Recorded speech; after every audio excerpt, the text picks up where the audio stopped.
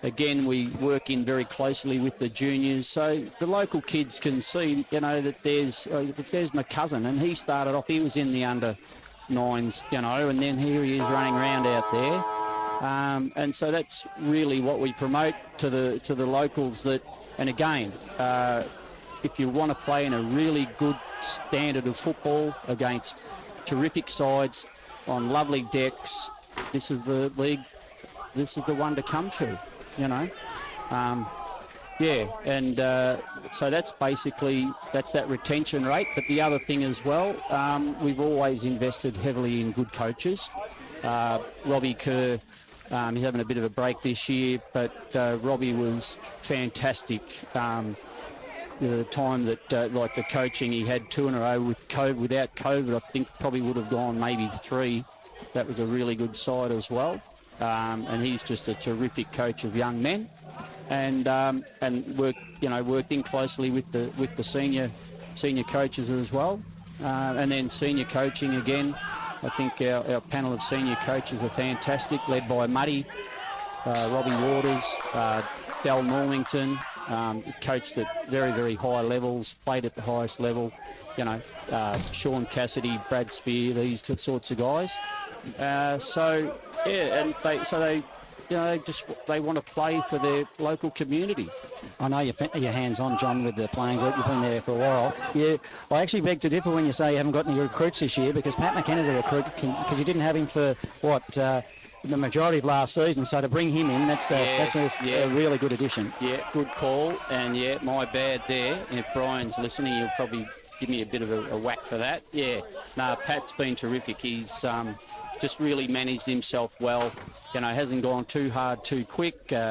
And so we're really just hoping that the body, just stays right. It was a very unfortunate, the one. Yeah, we called that game. We called it. It was horrible. A bit too brave for his own good, I think, backing back into the pack like that. But look, he's been going well. So we'll just keep the fingers crossed that he's okay. I like all sides. We're hopeful that we'll be up there toward the pointy end when the whips are cracking. But, injuries play a big part. We just need to keep the fingers crossed that come that time of the year, we've got, the bulk of our best 22 on the park with a bit of momentum sort of going in, and, we'll see what happens. 2 players that I'm interested in, one in particular, young Jed Danahy, because he's a really young player, and Zach Danahy, of course, he's a little bit older, so he's matured, but young Jed, cousin of Dustin Martin, which not a lot would know, but has he developed on the off-season? I actually asked you because I've got a part-time job. I drive a school bus, and he was on my school bus last year, and he was determined to take Specky of the Year, which he nearly did. But a tall, skinny kid, is his body matured at all on the off-season? I must say, he did have a bit of a funny one there for a few weeks. He had under the ball of his foot, underneath his foot, and then, couldn't get it right, and everyone sort of, what it is, and in the end it was his back. I don't know, for a bloke, he's as tall as he is, a long way from there down to there, but anyway, he's got over that. He's out there today, and, to have a young fella with that sort of height, but his agility below his knees, we're really hoping that he has a good year. And John, president of the Footy Netball Club, everything good on the netball front as well, because the girls are always pretty competitive. The girls, they're going well. Yeah, they've had a good pre-season. Well, actually, I go on walks around Gisborne with my wife, and then there they are, and they were doing hill sprints up the back of the old reserve, Sankey Reserve. And I said to my wife, geez, they're looking fit. And that was all of them as well, so that was great. Yeah, so the netball girls, they're going well. They're having a lot of fun, which is the main thing, and that's what it's all about. Just out there with your mates and with your friends, and just, get into it. Okay, John, thanks for joining us this afternoon on Footy Fresh. We always enjoy talking to you. Not far from game time, so I wish you all the best for this afternoon's game throughout the season. No doubt we'll see a lot of you leading up to, the end of the year. Thank you very much for that. Thanks for inviting us up, and have a great call, and really looking forward to the year.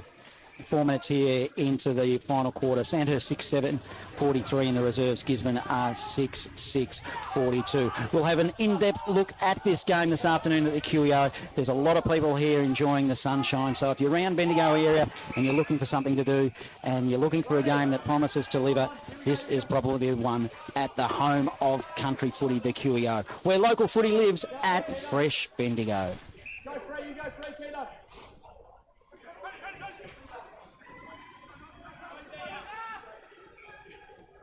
Sauce, go. Keep going, Sauce.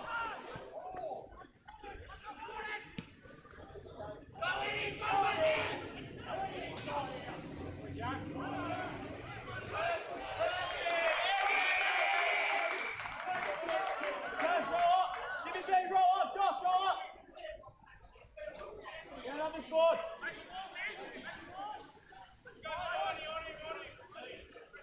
Chaz, you go 54. Josh, you roll up here.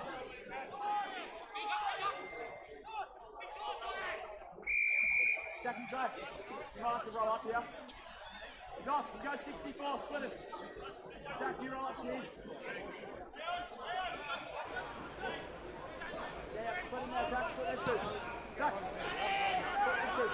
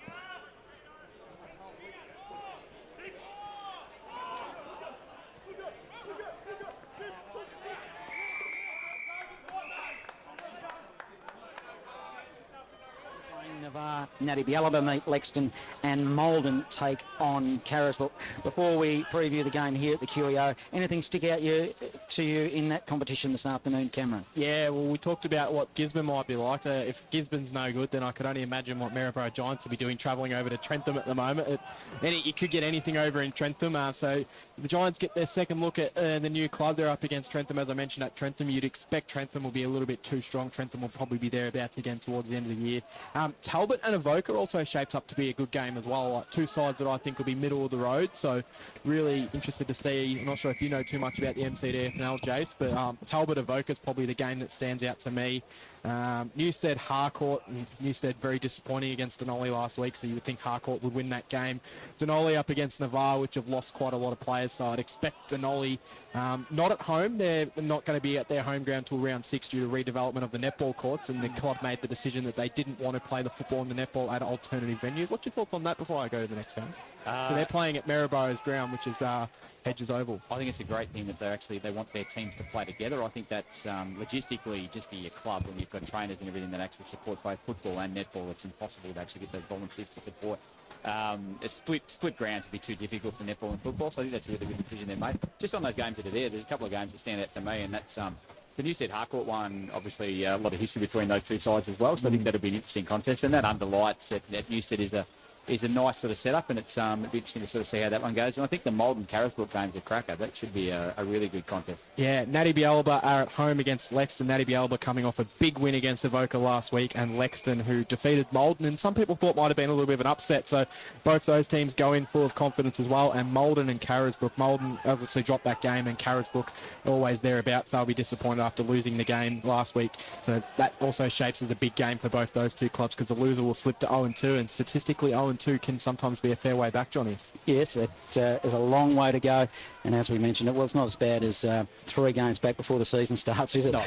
So we're here at the QEO though for this big game in round 2, where the Gisborne Bulldogs, are taking on the Dragons, and the sides. Well, how do we see it playing out this afternoon? Well, it's John just from Gisborne just said on the way out that it's a very much a midfield battle, and I agree with him. There's some really good talent running through the midfield of both these sides, and then there's plenty of power forward of the footy as well. So I'm really interested to see how Gisborne shapes up against Sandhurst. Sandhurst has had that run. This is first up for Gisborne. So can they go early with Sandhurst, given they've had a round 1 matchup last week? Can they match that intensity early? And if they can, I think we're in for a really, really close contest all the way through. You touched on the midfield battle. There's a couple of young guns on both these sides. Noah Walsh for Sandhurst and Flynn Lakey for Gisborne. I'm really excited to see. I'm hoping that these two go head-to-head with each other, because they are, in 4 or 5 years' time, I think those two will be, two of the best, if not the best 2 players in the league. Yeah, and they've been great coming through the juniors as well, both those boys. So they'll, I actually think they will go close to head-to-head in that matchup. I think they'll be in the middle there a little bit, and we'll go head-to-head at times. So. Both fiery redheads too. Yes, they will stand out in the conditions today. So plenty of zinc probably on both boys, though. Gisborne have also got a new signing into the club, Jackson Cadillo. They tell me he's a contested beast, and he's just a centre clearance dominator. So yeah, I'm really excited to see what he brings. If he can get him winning the ball and delivering it into the likes of Dennehy and Scanlon down in that forward line, and Pat McKenna lurking around down there, it could be dangerous for Sandhurst. So I think that the team that gets on top in the midfield today is going to go a long way to winning this game. So because both ends have got the firepower, so it could be a bit of a shootout, I reckon, Johnny. Yeah, look, on a day like today. What interests me most is how do they cover for 2 players in particular. I know that they lost some to Bridgewater. They've lost the Andrew Collins, that type of player, to go out there. Lee Coughlin as well. But firstly, in the ruck, they lose Hamish Hosking. But I don't know, in my mind, I mean, he's a super player. I mean, the short answer is, of course, you're going to struggle losing a player like that. But the way he played the footy, when we watched him here, he almost played as a midfield. He'd win his own tap. And this was not only in the middle, but also around the grounds and also boundary throw-ins. And he would actually grab the ball and try to burst through the pack and run through the front of the contest, the contest there. And then he'd almost act as a mid himself, and he wasn't bringing, to a certain degree, the other players into it, and then he'd bang it inside forward 50. So, in my mind, So you bring in Fergus Green. I'm not sure how much time you'll spend in the middle, but you've got players in the middle that can cover him. Tardrew. So Sexton just taps it to them, and they can do the same job effectively what Hamish Hosking was doing. Makes sense. Oh, you're backing on him winning a lot of the hit-outs today. I think he's up for a big talent to negate Braden Blake in the ruck for Gisborne. That's a massive matchup, and whoever gets their hands on the footy first to get their midfielders with the first use of the ball, it's going to go a long way, I reckon. It's an interesting matchup as well. Connor's actually very tall and very rangy. Played a bit of interleague footy for me for Bendigo 5 years ago. The ball, so he'll get really high and try and tap there. If he can get his hands on it around the ground, he's a beautiful kick as well, as you'd expect. Jeans and kicking in that. I agree, John. It's a different mix for Sandhurst in the middle. So I think it's if he can get it at the peak, if he can actually tap that down and get it to the ground, that's good. So Sean O'Farrell played in that second ruck for them last week, and he's obviously gone out this week due to injury. Who do we see? Are you thinking that maybe a Kobe Maxted might have to pinch it a little bit in that ruck up, especially if the ball goes forward? How do you see Sandhurst with that second ruck? Because there really isn't a lot of hide out there once you take away Connor. But maybe a Kobe Maxted might get an opportunity up forward in that pinch hitting role. Yeah, you probably put me on the spot a little bit here, to be honest, Cam, with it. I'm not sure. And just watch the boys walk past down below. A heck of a lot of second string ruckman from what I can see in the list. So it just depends on the way that they actually elect to play Connor as well. They could play him and not get him to push forward, and they've got enough firepower there. As you said, Kobe Maxted could play it. He could wrestle in the ruck there. Do that as well. Fergus Green could do that as well. So they've probably got enough that could do that in that area. Well, if you want to take a leaf out of the AFL's book at the moment, a lot of teams aren't even bothering with a second ruck. They're just putting an extra mid when it's that stoppage up forward. Yeah. Yeah, that's interesting. Oscar Perez comes back in after a little while away. From memory, he's tall and gangly, isn't he? Or he was. He's tall enough, but you expect him to play a little bit more back, probably. Yeah, you would. So it's going to be interesting how they manage that ruck challenge. And the next part of what I was going to say, I don't see that as their biggest challenge in losing players. I see it as Sam Conforti, who has gone over to play in Norwood, I think, in South Australia. His height and his weight, smaller type player, but his ability to find the footy playing as a sometimes mid-wing into the forward line and a roost of a left foot on him, knows how to hunt the football. In my mind, that's a harder player to cover in this circumstance than what I think the ruckman Hamish Hosking is. Yeah, I agree. That's on this grounds, those skills that he brings and what he brought to the side was sensational. That's exceptional ball user, even on both sides. He's really clean with the footy. But I think that's been Sandhurst's history, hasn't it, in recent times. They've got plenty of kids that have come through and have been able to play that role and do have that elite kicking foot scoop skill ability that they bring to the QEO. So I'm actually interested in when Gisborne said that, and Cam, you mentioned earlier, that they've brought in another inside midfielder, another strong midfielder, which is really unusual for Gisborne to be rolling around with some really contested beasts. They've usually got 5 or 6 of them running around and pretty difficult to match up with. But those guys that can get in and get the footy, and I know Bryce said it earlier in our coverage that they've put a real emphasis on watching the contest and the guys that put their head in the drop. We know Gisborne's going to do that through Benaki and as the list goes on. Sandhurst's got to match them in that area and get it to the outside. You talk about Sandhurst losing Sam Conforti, but on the other side, this Gisborne, that Brad Benaki coming back in that side is a huge inclusion. Absolutely pivotal in the year that they ended up winning the grand final. So he is going to be massive down there for them. And Pat McKenna as well, obviously didn't play a lot last year due to injury and whatnot. So those two back into this side, that just adds so many options that they can roll through that midfield, which is already nice and strong. So it's going to be a terrific battle in the midfield. So. And we haven't even mentioned Fergus Green yet. No, or Lockie Tardew, 44 touches, 4 goals last week, so absolutely phenomenal. Ferg Green, 6 goals last week, as you mentioned. I was told that in the 2 practice matches that he played, that he kicked 21 goals across the 2 practice matches that Sandhurst played this year. So I can't remember who the opposition was off the top of my head, but it was 21 goals in 2 practice games. So if he's buzzing around 6 last week against Kangaroo Flat, I think one of those two would nearly be the favourites for our Bendigo City Framers Best on Ground Award, wouldn't they? For this afternoon? Wow, there's a number of them by the look of it. But yes, our sponsors, Bendigo City Framers, we'll talk about that throughout the broadcast. $100 voucher. We're going to have a lot to pick from this afternoon. It's about who brings their A-grade game.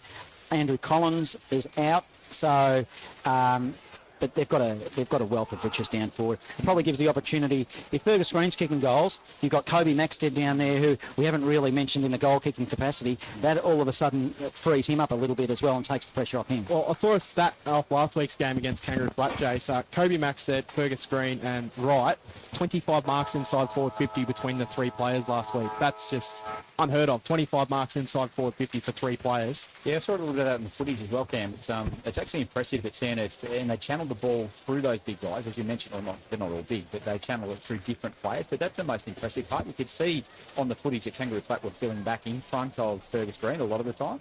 The Sandhurst guys around half forward midfield were able to lower their eyes and find different targets, so that's pretty impressive. I've certainly got my eyes out for that one today. Now it's full time here in the reserves. Local footy lives at Fresh Bendigo, at the QEO, where Sandhurst, the Dragons, have come out winners 8-9-57 in a good close game. Gisborne 6-7-43. So not far away from the big one here this afternoon. Umpires this afternoon, Cam, you've even had a bit of a sneak in the umpires room, I believe, haven't you? Yeah, over there. So we've got Marcus Osborne, Jack Anderson, and of course one of our favourites here at Fresh FM, Johnny Norton, back in for another year. Terrific umpire, Johnny Norton. Now, we've had an extensive discussion about the pros and the cons of both of these sides. In a nutshell, what have we spit out? Who's going to win it and why, Jason? Put me on the spot first, Johnny. That's yeah, because I want to hear what you go in the box. I want to hear what you're going to say before I make a decision. I get a little bit more time to think about it. You might influence me a little bit. No, my answer is very, very, very simple, and it's round 2 for Sandhurst versus round 1 for Gisborne. I actually think that has a significant impact. I honestly think Sandhurst will jump, and I think they'll get out pretty well because of the fact that they played that competitive game last week, and we know it was a pretty easy victory in the end for Sandhurst, but that competition is very different than your practice match stuff, so I think that actually has a significant impact. So that's the only reason I'm probably leaning towards Sandhurst. I like Gisborne's midfield mix. Clearly, I think, as we mentioned previously, they can pick a score, but I'm probably going to lean towards Sandhurst because of that round 2 versus round 1. I'm leaning towards Sandhurst as well in a high-scoring shootout. I think it'll be over 100 points for both sides on a day like today. Just high power at both ends. If Gisborne are to win the game, I feel like Jack Reaper's going to have a massive day in that back line and really set them up down back. He'll most likely get the job, you would imagine, on Ferg Green, so a big ask for the captain. And if Gisborne are to win, they'll need a captain's performance out of him. But I'm leaning towards Sandhurst in a close game within 10 points. But both teams scoring over 100 is my prediction for the game. Am I allowed to tip a draw? It could be. Yeah. That'd be good odds, wouldn't it? Now, I'm leaning towards Sandhurst. I think they've got unfinished business from last year. I know they've lost a couple, but to bring in Fergus Green, the quality, and we've already discussed the pros and cons of who's in, who's out. But just to me, I'm just going to go with a good old-fashioned feeling, and I think that it might be Sandhurst with that unfinished business. I came to their last year after the grand final. I came here on the Sunday to pack up all the gear that was here because we did the broadcast, of course, and there were some disappointed lads there, and I just sensed that even from that very first day that they had their eyes on the big prize here. Speaking of Sandhurst, what a club they are, the Golden Dragons, the membership down here in front of us. They're selling their memberships out at the front just for a basic membership. I'm sure that you'll go and buy one for $150, Cameron, but they look after us beautifully here, the Golden Dragons. We've all had 3 chicken burgers. You've had 3 by yourself, Cam, but we got the leftovers. Also, and a couple I went and bought one, and you didn't tell me they were bringing them up. I come up, and there was one sitting up here. So well, that's not quite correct. You actually said, I don't care because you know I need more than one. I think that might have been where the conversation went.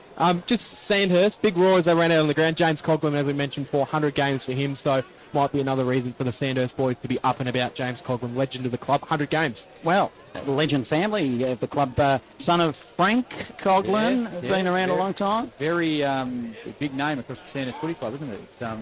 Sorry, Johnny, I'm a little bit distracted down here. You mentioned the 150, the Dragons membership, and I'm looking down the front here, and there's a few of these guys that have been around for quite some time. Meaty and a few of the other boys down there having some beers. It looks like a pretty nice spot to be. So, yeah. I'm sorry, I got a little bit distracted by. Well, we did discuss off air. This club here does it better than most. I know all clubs try their best, but to come up here to a home game at Sandhurst, it probably helps us because we're right above it. We can see all the action. In terms of functions that Sandhurst put on, every time we come to a Sandhurst game here at the QEO, they've always got someone on, and their following's actually quite large. They've got a really big following, so it's a terrific job that they do off the field as well as on the field here at Sandhurst. Now, a name we didn't mention, and we did have him in the box earlier, the co-coach, Bryce Curnow. I was just attending to other duties. So did he talk much about his injuries and when he looks like coming back? And do you think that obviously it'll make a big difference when he comes back, but how do you see that playing out? I did difference when he comes back into the team. So he said he was pretty close. Probably just a bit conservative today. I think we've got a bye next week. He mentioned, so give it another extra week and try and get ready. So huge difference. Swingman, ultimate swingman. When you actually coach against him, it's a nightmare to coach against because you don't know which end he's going to turn up at, and whichever end he is at, he influences. So he's a fantastic player and make a huge difference when he does come back. But sounds like he's very close. You know, when they talk about, particularly at the highest level of football, they talk about that half-back intercepting. Melbourne's got it at the moment with a couple of players, with May and Lever and so forth, and you look back to Rance, etc., etc. So when you see a player like Bryce at our level, you do actually get a feeling of how important that is. And if you think about it, it's not something that jumps to mind that's one of the more important positions on the ground. Oh, definitely. It definitely is. He has a knack of being able to read the ball in the air better than forward, and I know he's played a lot of times forward as well, but he can certainly read it really well. And he can read it really well, and he just can bounce from there. So he'll actually make really good decisions with the footy as well once he gets it in his hands. Now, put your coach's hat on, Jason, momentarily. Who goes to Fergus Green? Because you'd have to discuss it, wouldn't you, if you're the opposition. Current AFL player coming into the side. He's kicked 6. He's red hot, super fit. Who's the matchup here that would you have a hard tag on him, or would you just kind of let him go for a start and then just see how it unravels in front of you? Well, yeah, I think you've certainly got to have a matchup for him. You've got to be ready for that matchup. So I'm just looking through the Gisborne list, and I'm not sure whether it's whether Reaper goes there or whether they go for someone like a Liam Spear. So there's a different sort of it's a different height sort of matchup, but it depends on where Fergus plays around the ground as well. So certainly knowing Speary as well, if he is down in that half back sort of area, he might be someone that could go and lock down as well. So that'd be interesting sort of to see what they've got. But I'd imagine in the coach's box, Gisborne will have 2 or 3 options up their sleeve, and they would have planned that one because Fergus can get off the chain early, and they're going to need to have a second option to be able to. It's a hard one because if you go hard at him, then Lockie Tardieu's out there as well in that midfield role. Those two can swing forward and mid as well. So massive players. Tardieu 44 touches last week. Do you have someone run with him if you were the coach? Do you go the hard tag on him, or do you wait and see how the game plays out and then make a decision based on that? Or if you were coaching, how would you treat that? It's interesting, you put me in the Gisborne box twice and you've got the two, arguably Sandhurst's best 2 players to work through. If I'm in the Gisborne coach's box, I'm going head-to-head with the midfield battle. I'm watching forward of the footy and I'm making sure I've got matchups forward of the footy. But with the names that are on that sheet from a Gisborne perspective, I'm backing my mids to get the job done, watching forward of the contest. So you don't want to allow them to squirt out forward of the contest. Make sure you've got sweepers in place and your wings potentially rolling around and stopping that. But yeah, no, I'm midfield head-to-head. Certainly match up forward. Doesn't that it just makes you think we could be in for a big contest if there's a lot of head-to-head contests and it's not too tight. You're going to see some quality football. Looking at number 3 for Sandhurst, it's going to be a little bit odd because Matthew Thornton is retired. He doesn't play for Sandhurst anymore. Not quite a big body, but Matthew Campbell comes into the side, so we'll keep an eye on him with interest and see what he brings to the table, Cam. Yeah, it is a loss. He has been a terrific player, Bear Thornton, for such a long time, and a fan favourite of ours up here in the commentary box at times, Johnny, and he just had the ability to kick goals from anywhere on the ground at any time. So Matthew Campbell's got some big expectations to live up to wearing that number 3 jumper for sure. And for anyone playing along at home, there was a late change for Sandhurst as well. Number 7, Sean O'Farrell comes out. Ollie Hannaford comes in, and he'll wear jumper number 1. So the toss, it's been won, and I think it might have been Sandhurst that won that toss. They're going to be kicking to the city end. They're going down. We'll pick up the matchups. I'll get you to pick up some matchups down there pretty soon, Jason. Yep. But going to the Barnard Street end, it will be Gisborne as both sides come together. So not far away from the start of the big one here at the QEO. First time here this afternoon. We don't have weekly footy at the QEO anymore because, of course, the Bloods are out at Harry Trott. But an opener, a season opener here at the QEO. It is Sandhurst taking on Gisborne. Potential big teams of season 2024. Local footy lives at Fresh Bendigo. Here's the powerhouse, Cam Power. Underway, round 2, Bendigo Footy League. And Blake and Sexton both went up, bounced, and Sexton got it on the second tap. Walsh immediately onto the footy, fires the handball out to Stagg. Now it comes wide. Dragons will get the first inside forward 50. Playing behind, and Gisborne are able to punch, but doesn't clear very well. Good defence in there. That was from Vasiho.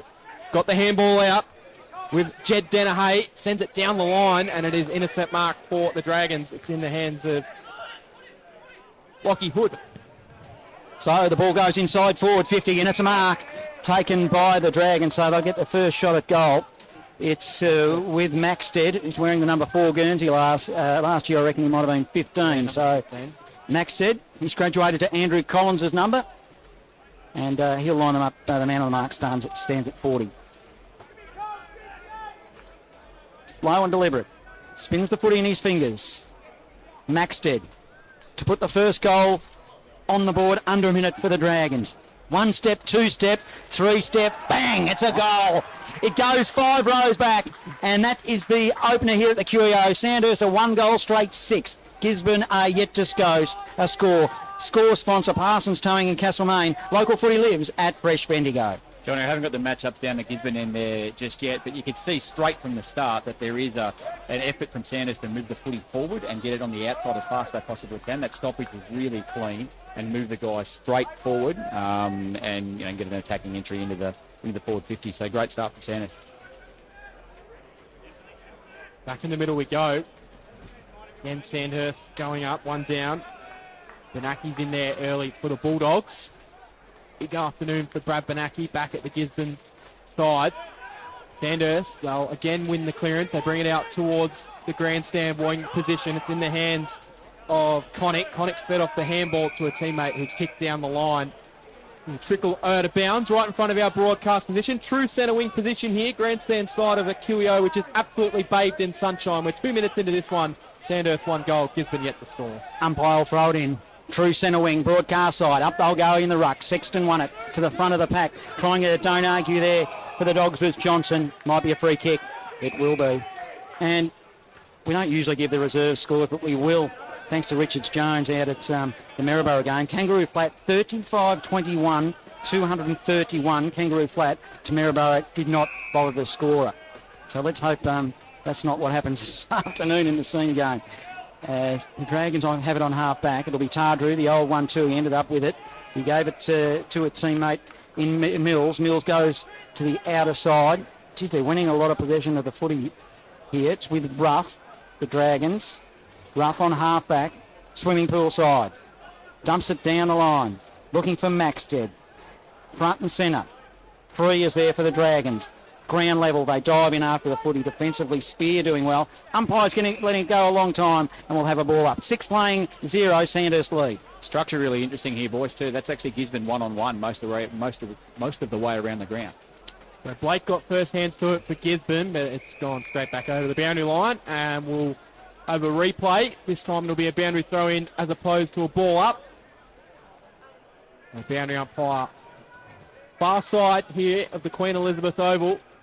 Pool side, about 70 out from the Dragons' goal. Blake wins it down. Blakey's in there. No one able to really take any clean possession. It's a hot footy bouncing around at the bottom of the pack. Johnny Norton happy to let him fight it out for a little bit. And there's a free kick which has been paid from the non-officiating umpire. Johnny looked back at the other umpire and then called the free kick. Didn't see what it was for, but Gisborne have got it. They'll move the ball into the middle of the ground, and it'll be in the hands of Merritt. That came from Cardillo. First touch of the footy. Merritt, he goes, spreads it wide to the wing. Got numbers here, Gisborne. It's like McKenna up the ground. He'll go inboard, short pass. Spots up Lakey. Lakey now, right half forward to the Barnard Street end. Short, low bullet ball. It was poor. I don't think that was his intended target. Lockie Wright wearing the number 15 for the Dragons. Spreads it wide laterally, goes to Connick. Connick of the Dragons. Hits up Joel Wharton. Joel Wharton deep in his defensive arc of 50. Barnard Street end, looking to bring it down the broadcast side. Wharton directs traffic, now dumps it down the line. 50-metre ball, looking for Fergus Green. Couldn't get his hands on the footy. Braden Blake does for the Dogs. Gives it up, coughs it, front of the pack, working nicely. It was Paul Pratt. Little handball, ineffective. Hands and knees, James Coughlin gets one too high. Umpire doesn't agree. Ball up, Johnny Norton. And it is 1 goal straight, 6 the Dragons. Gisborne yet to score. 5 minutes gone. Opening turn. In fact, it's a free kick, Cam. Yeah, umpire Norton paying a late free kick there. So it'll go in the hands of Dylan Johnson for the Gisborne Bulldogs. He chips it barely the required distance, but it's in the hands of Spear. In fact, it's Vesocio, sorry. Vesocio's got it. Well, his kick was a 15-metre kick, but it was a poor kick. It barely went 5 metres above the ground, and it made it almost impossible for Jared Lynch, who couldn't control it at his feet, and it'll go out of bounds and be thrown in. Sandhurst winning plenty of the ball here, Cam. They've got, I reckon they'd be well and truly up in the stats at the moment, and it's a pretty chippy contest, actually. There's a little bit of verbal banter out there. I think they've won nearly every clearance so far, so Gisborne will try and work it out. They end up going backwards by 15 metres. It's picked up and handballed forward. That was from Ireland. No one in there. Umpire crossed his arms and we'll have it balled up. There is a little bit of tension in this game. Lots of push and shove going on at the moment. Wharton involved.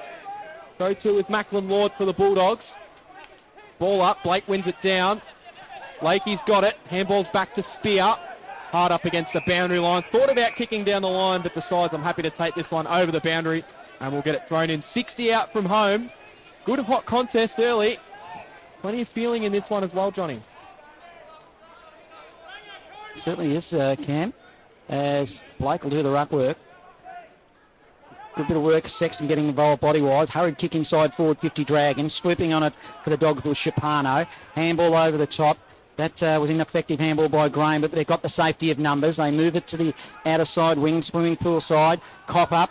Now it's with the Dragons. Turnover. Smith getting involved. Now it's a long kick inside forward 50 to the top of the square. Contest formed. Tracking the footy was right. Puts it towards the boundary line and puts it over the boundary line, and it will be a ball in. 15 metres around from goal. Sandhurst in attack. They lead 1 goal straight, 6 to Gisborne, yet to score. First time we've seen that too, boys. Gisborne got 2 back in front of Fergus Green then, so that was the first time they've had one drop off. So ball thrown in. Maxted, he takes it out of the ruck, feeds off the handball to Tarju. Tarju then handball wide, trying to find their way through. He got it back. Tarju throws it on the boot towards goal. He might have kicked it. He has. Terrific work from Sandhurst. And there's a little bit of push and shove going on afterwards. It's a goal's been signalled. A free kick's also been paid. It's all happening. What's going on out there, Jason? You keep up with the commentary, Cam, and I'll watch the fight. Well, it's a goal to Tarju, and I think similar to what we saw in the Carlton Fremantle game, there's going to be another free kick directly in front of goal for Sandhurst. So it could be a 2-for-1, and Tarju could kick 2 goals in the space of 20 seconds. Certainly was a holding the man free kick that was played. Well, he might have got a little bit of treatment after he kicked the goal. So either way, an absolute gift for Sandhurst. Tarju, he kicked one 20 seconds ago. Can he do it again? In he comes. Well, it's a bit of a letdown, and Gisborne let off the hip hook for some ill discipline. Sandhurst 2-1-13, 9 minutes gone in the opening quarter.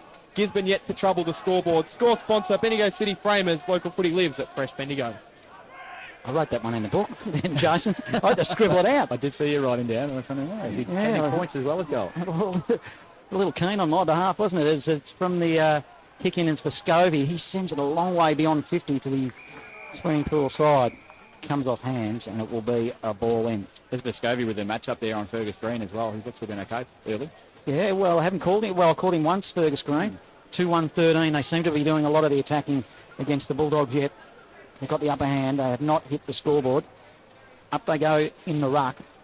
Hurry kick out of the pack. The Dogs will send it forward. Bouncing footy towards the line. They track it and it goes over and we'll have another ball in. Harry Luxmore getting involved. We saw him play some big games last year, particularly down at Gisborne early in the season. So interesting if he can hit the scoreboard this afternoon. 13-point margin. The Dragons lead. 9.5 minutes gone. Opening term. Local footy lives at Fresh Bendigo. So Sandhurst win it down. Gisborne trying to work it forward. Far wing. No real clean possession being held for either side, and the umpire has pulled out a free kick to the Dragons. So they'll take the advantage down the pool side wing. Kick goes down in the direction of Fergus Green, and he takes it. And as he takes possession, he's taken across the boundary line. We'll get it thrown in. 70 out from home. Good hot contest earlier at this one though, Jace. Definitely can. There's plenty of space out there on the QEO too, which is naturally it's a big ground, but there's a lot of room. There's a lot of room for Sandhurst to move the footy at the moment, so I'm sure Gisborne's coaching staff will be watching that. No one really in the centre of the ground. Majority players taken on the far side. Again, Maxted goes up, takes it out of the ruck, fides off the handball. Gisborne able to win it. They'll send it into the middle of the ground. Now they've got that long kick wide. The kick bounces nicely. They've got one out the back if they can find the way through. They can. It's taken nicely by Luxmore. Luxmore chips over the top, finds a teammate. Good play, Bulldogs. And they will line up for their first attempt on goal. 30 metres out, but they are in that South Bendigo social room side pocket. Well, the social rooms are no longer there, but I guess that's what we're still rolling with for this year. And it's the ruckman, Bladen Blake, that have drifted forward. He'll get the first shot on goal. So he'll kick from about 30 metres out, almost in line with that left-hand point post. And wow, that's an absolute shocker. He's missed everything. He kicked it straight, but straight out of bounds on the full. So almost went into the old South Bendigo clubroom camp. Didn't trouble the scorers, and Sandhurst will bring the ball back into play. It is Sandhurst 2-1-13, Gisborne yet to score. We've played 11 minutes in the opening quarter. Score sponsor, JBR re-stumping. Tardrew sends it long. In fact, he couldn't send it long because he marked it, in fact. He's gone from off the half-back line. Now it is the Dragons. It might be 50, it is. Didn't pick up what that was for. A good old 50 too. It was. So, short pass.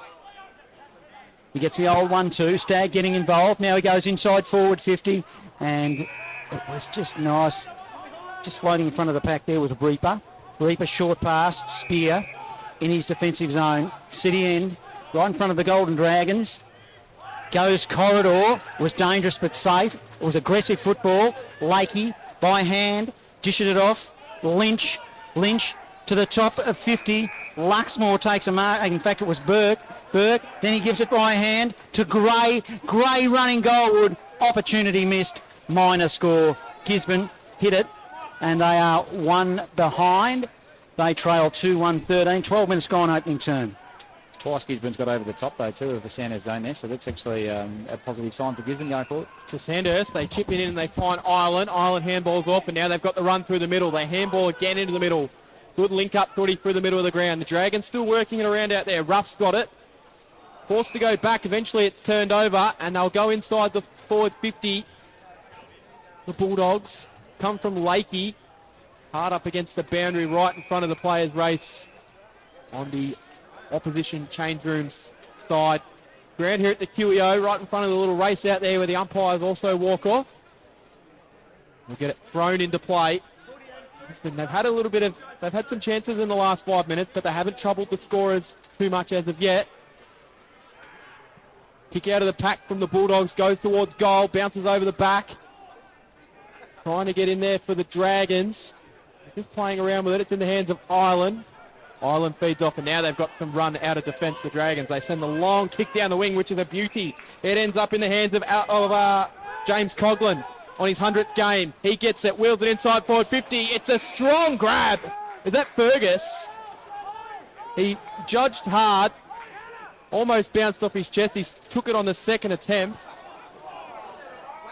Was that not a mark? I think they're called touchdown. Oh, so we'll get it balled up, and Gisborne will clear the ball out of defence. I think Fergus Green was almost ready to go back and have his set shot, but Johnny Norton crossed his arms and said, we'll ball it up. We're back in the middle. Tardew's got it. Dragons can work it out again. He's got some options if they want to come wide. Oh, the kick was not a great one. It was looking for Oscar Perez, and the intercept mark has been taken by Liam Spear. He's been good early, Spear. From left half back. Short pass, barely the required distance. Lakey hits him with a short pass. Lakey, defensive side of the wing, broadcast side, goes laterally across. Jeez, it's a ball kick. He's going to make Dennehy work. He's good enough now. He's quick. He's got a nice set of heels. That's Jed. Jed spreads it wide. Poor kick, bouncing footy towards the boundary line. Poor result, really. They keep it in, the Dragons. It was maxed it over the top. Now they'll go to the wing. Connick takes a mark. He swings inboard. He'll go shallow inside forward 50. Poor kick.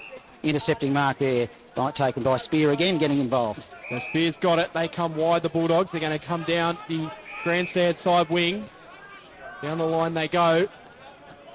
That was in the hands of Matthew Merritt, who's been busy early. He's been just working around with it. Ryan Burke got it, ran himself into all sorts of pressure, and he got nailed in the tackle.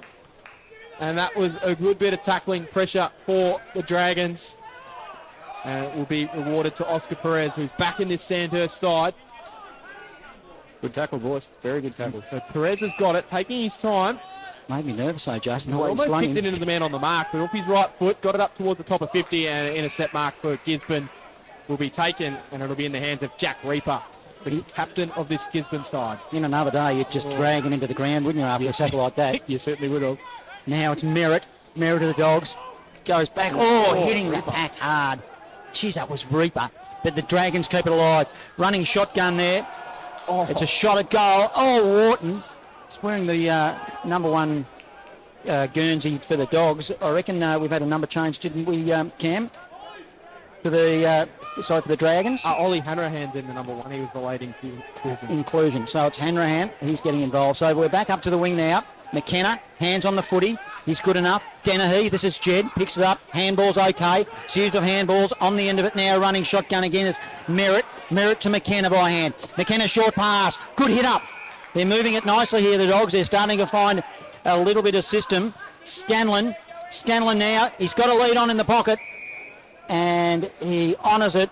And a tumbling mark has been taken in the pocket by the Dogs. Might be Johnson, and it is, and he'll line them up on a pretty tight angle. Difficult spot to kick a goal. The QEO, this spot, boys. This is a couple of times Gisborne's taken it in, and they've just had difficult shot. Can't be much worse than Braden Blake's effort from a similar spot. Come on, Johnson. He's had his hand on the footy a couple of times this afternoon. And is he going to bother to score it? Not even. Not even close in the end. It's it'll be a kick, free kick. It'll go to the Dragons. 14 playing 1, 17 gone. Opening turn. Local footy lives at Fresh Bendigo. It was the same result as Braden Blake's effort before. Both kicks gone out of bounds on the full and missed by a fair way. So Dragons will bring it in. They chip it in short and find Alex Wharton. Alex Wharton then sends it down. It'll land just in front of the Sandhurst bench. Maxted got a fly, but it was punched away by the Bulldogs out of bounds, and we'll get it thrown in. One of the Gisborne bench watching on down there. Of course, Rob Waters back in charge at Gisborne for season 2024. Thrown in. Knocked down. Trying to go through for the Dragons with Walsh. No real clean possession. The Dogs now can get it. They'll send it inside forward 50. That comes from Dylan Johnson. High ball. And a mark's been taken. Strong mark. And it has been claimed for Gisborne. A real packed form. And he was just a little bit too strong, Jace. He was in front of the pack too. Just stuck the hands up and it stuck him. So Jack Scanlon. Good contested mark, Jack Scanlon. Probably pretty underrated here in Bendigo. I think he's one of the best pack marks in the competition. Decent run up on him. When he releases the kick of the footy, he'll be about 45 metres out. Not too much of an angle to deal with. About 2 metres inside the left-hand goalpost. In comes Scanlon for a much-needed goal for the Bulldogs. It swings back late, but he's just pulled it to the left and through for a minor score. So Gisborne get their second score. They are 2 behind. They'll trail this one by an even 2 goals. Sandhurst 2-2-14 as we approach red time in the opening quarter. Score sponsor, Bendigo City Framers. Local footy lives at Fresh Bendigo. Smith will bring it in to the Dragons. Plays on from fullback. Sends it swinging pool side. They'll set themselves back of the pack. Big fly it was by Spear. Couldn't quite drag it in. Now off half back. The Dragons. We're seeing them do it a lot this afternoon already. They rebound. Now to a foot race. It's 2-on-2. The Scovey getting involved. Over the top to the skipper. Reaper involved as well. And the handball was a little bit errant. In fact, it might go over, and it is. It'll be a ball in. 70 around from the Dragons' goal. They lead by 12 points. 19.5 gone opening term. Local footy lives at Fresh Bendigo. Boundary umpire throw the ball back into play. Blake wins it down. Going in hard for Gisborne, and winning it will be Benaki. Haven't heard too much of his name as of yet. There goes down the line. And a big pack of players will dive on top of this one. And the umpires have been happy to let the boys play so far today, Jace. Yeah, they have been, Cam. It's actually interesting you mentioned Benaki. I think Santa's putting a bit of work into Benaki at the moment as far as their matchups go, but Lakey seems to be getting the ball a fair bit for Gisborne, so that might be the one that's getting off the chain. They're thrown in. McKenna got it. Fired out a handball to a teammate that was under all sorts of pressure. Lakey then goes through. He's been busy early. Unable to claim possession before he is taken in the tackle. Ball goes into the hands of the umpire out there. Throws the ball back up, centre wing position Full side here at the QEO. Kick was partially smothered. Blake's in there. So too Walsh. Gisborne and get it, work it forward. That was Jackson Cardillo. He's bouncing ball. Around the top of 50. And the boundary line wins out, as it so often does. It'll be thrown in about 40 metres out from goal. Gisborne haven't found that goal yet, but they've had plenty of chances in the last 5 minutes. But it is only a 2-goal game. Barnard Street end. Umpire will throw it in. Up they'll go in the ruck. Doing the ruck work, the Dragons will be Sexton. Contest, bottom of the pack. Picked up eventually. McKenna getting involved to the back door. Now it's a quick kick in by the Dogs. Poor kick. Ruff tried to tackle. Might have been a little severe. Umpire let it go, and they were all jumping in over the footy end each other. And 35 directly in front, and Gisborne will have the ball up. Amazing, beautiful, clear day at the QEO, and we're getting stoppage after stoppage. Certainly are. It's kind of, it's really closed up in the last 5 or 10 minutes of this game. We're going to have a secondary stoppage. In fact, we're not keeping the stats, but we've got about 20, it feels like, in the space of not very long. We'll do it all again. 40 out from goal. Gisborne trail. 2 behinds. It's in their forward zone to 14. 22 minutes gone, opening turn. See if we can clear it out. It's a free kick for a high tackle in there, which is going to go the way of the Dragons. So they'll win and be able to clear it out of defence. Handball lay off to the run of Walsh, who chips down the poolside wing. Finds a teammate, far side of the QEO. Got some options back in the middle, but wheels around on the right and then just sends it down the line, but it's going to be an intercept mark, and relatively easy intercept mark for the like of Jack Reaper, who quickly plays on and sends it down towards Lakey. Lakey, good contested mark. He's in front. Had a very good first quarter. He has. He's getting his hands on the footy. He'll go inside forward 50, looking for McKenna, juggling. And I reckon the mark's being played. Umpire's a lot closer than me, but it seemed to come off hands. But Noah Walsh was at the back of the pack. In fact, it was Hood. Short pass. Sharing it nicely here off half-back will be the Dragons. Smith weaves. He'll send it wide. For the Dragons, Max did his target, playing up the ground. Handball over the top to Connick, who ran on. Connick now inside forward 50. He heads towards the boundary line near the scoreboard. Stocker off the ground. It's the Dragons who are pushing forward. And it goes out of bounds, hard up against the point post. Looking for another opportunity deep in their forward zone. Late in the opening term. They lead by 2 goals straight, the Dragons. 23 gone. Opening term. Local footy lives at Fresh Bendigo. Boundary umpire throw the ball back into play. Plenty of players falling down off the ball. Plenty of push and shove going on out there. Some there, some not so much there, but ball thrown in. Gisborne should be able to find themselves out of trouble here. They do. It ends up in the hands of Lakey, who has been the everywhere man. He gets it off. Scanlon's got it under all sorts of pressure. That was Sam Graham. Now the Dragons turn it over. Max there with a nice little short 15-metre pass. And it finds its way into the hands of Oscar Perez, who is almost on the boundary. And if he used to kick from here, he'll have to kick from almost underneath the scoreboard, right on the paint of 50. He wastes no time loading up on the right. It's a good-looking kick, and he's got it. Well, it must be in the name Perez. That is an absolute beauty, and Sandhurst skip away to an 18-point lead on the death of quarter time. They are 3 goals to 20. Gisborne Bulldogs 2 behinds. Red time 25 minutes. Opening quarter. Jason Westcott Builder. Score sponsor. Local footy lives at Fresh Bendigo. Just taking their opportunities, aren't they, Cam? They're sort of pretty even contest for the last sort of 10 to 12 minutes. And Gisborne haven't taken those chances down the other end, and Sandhurst gets it down and pick one from under their scoreboard. So that's probably the difference in the game at the moment. Sandhurst had 2 shots. Gisborne had 2 shots from a similar position up the other end. Out of bounds on the full. Oscar Perez kicks that goal. So back in the middle. Restart here. Up they go in the ruck. For the Dogs, it will be Zach Danaher. Punched forward in attack. Now, again, the Dragons, but the Dogs, but the Dragons, as so their style is just to move it off half back, and they're doing it here again. Perez on the end of it, sends it to Connick. Connick 70 out from goal, kicking to the city end. He'll go long to the top of the square. They'll set themselves. Pack of players Front and centre, Paul Pratt tried to swoop on it and couldn't for the Dragons. Lakey under pressure for the Dogs.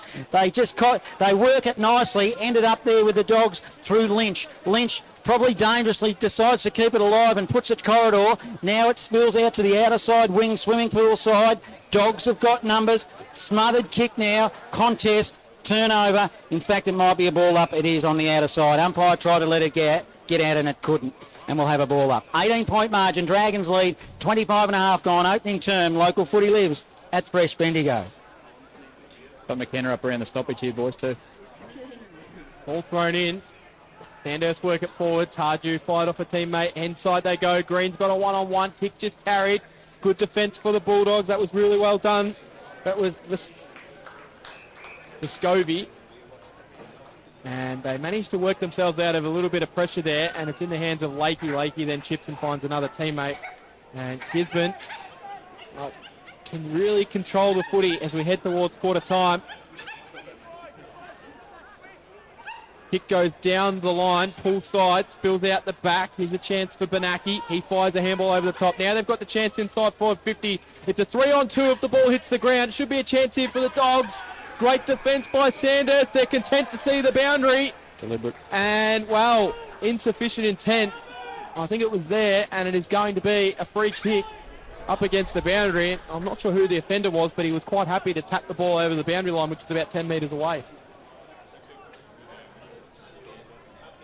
A fair bit of pressure down there at that point in time. Comes in on the right, it snaps and bends. And through for a minor score. So Gisborne get their third minor. They're 3 behind. Sandhurst 3-2-20. 26 minutes gone in the opening quarter. This is Westcott Builder. Score sponsor, Local Footy Lives at Fresh Bendigo. Sandhurst will bring the ball back into play. They play on out of defence and they come down the grandstand side wing. Getting a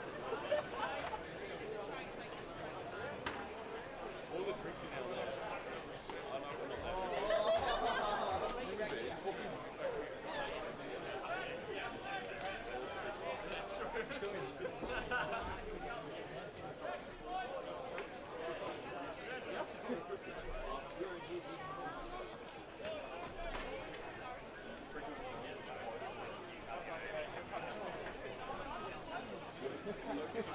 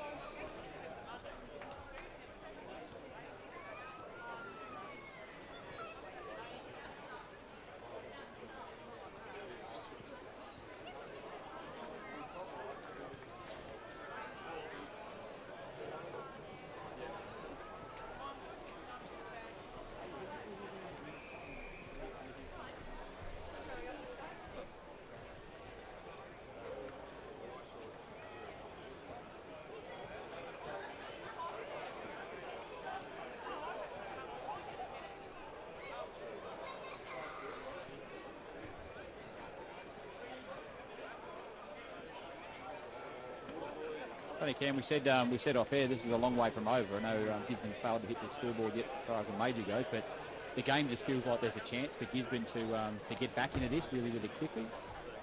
I don't know if it's a myth, but I always seem to find that the city end of the ground always tends to be a little bit more scoring. Even on a nice day, it's just a little trend that I've noticed. I'm not sure if you think that as well, but yeah, certainly the games that I've watched and experienced here at Curio, it seems to be the case. I'm not sure if there is any statistics behind it, but it certainly seems to be the case.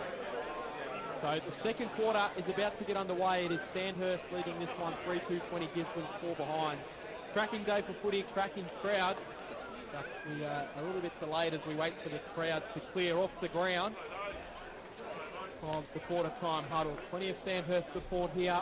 Big day for them. Past premiership reunions.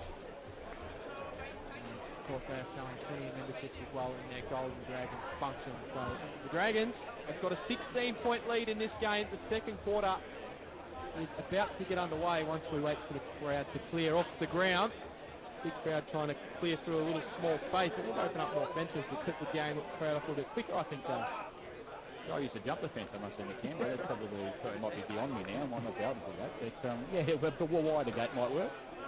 So, in the middle, Johnny Norton will have the ball. He puts it aloft. The second quarter, it's the Dragons leading by 16 points. Here's John Hunter. Looks like Noah Walsh has gone into the middle, but I really like him across half-back. He provides that much drive. Blake grabs it out of the air from the ruck. He'll kick it to space. McKenna runs onto it. 70 from goal. On the left, it was his wrong foot, one would suggest, with that delivery, as he puts it out of bounds on the full underneath the scoreboard. So it'll be a free kick for the Dragons to go to Campbell. And Campbell's got it. Down the pull side wing they go. A little wrestling down there. I want able to take the clean possession for the mark. Didn't take us long. We've got that Lakey Walsh matchup now. One quarter in, we've got that matchup. Fascinating battle.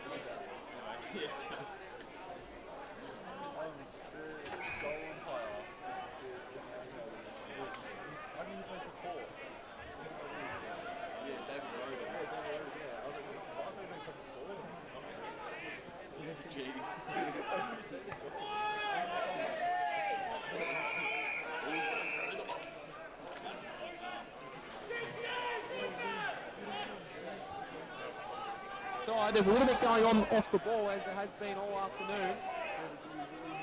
Got Braden Blake going up against Nick Stagg. A bit of a fight match up there. I'd say cracking Braden Blake in that one. Sandhurst went down. Harju gets it, sends it forward. Wharton's buzzing around there, unable to take clean possession there. To escape the clean. Now the Bulldogs can try and get it. They go one way then the other. Ball spills out wide into Ryan Burke. They've worked this out okay, but the kick just had a little bit too much on it for the intended target, which was Dylan Johnston. And reading it nicely for the Dragons will be Cooper Smith.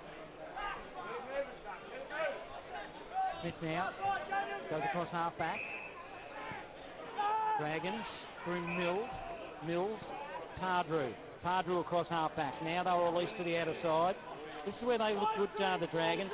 Running on there will be Alex Horton. Alex Horton will go inside forward 50 with another turnover, a poor kick.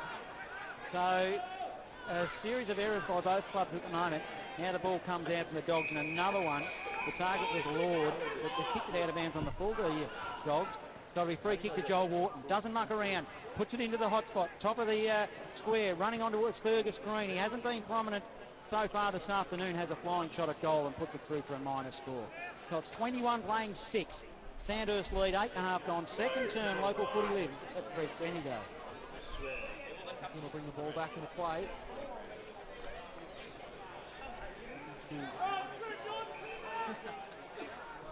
Rush this one out. They work it into just outside 50 now.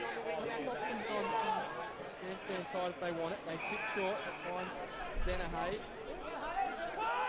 Dennehay then sends it wide. It's Jet. The kick that came off was smothered. And they got it thrown in. Through centre.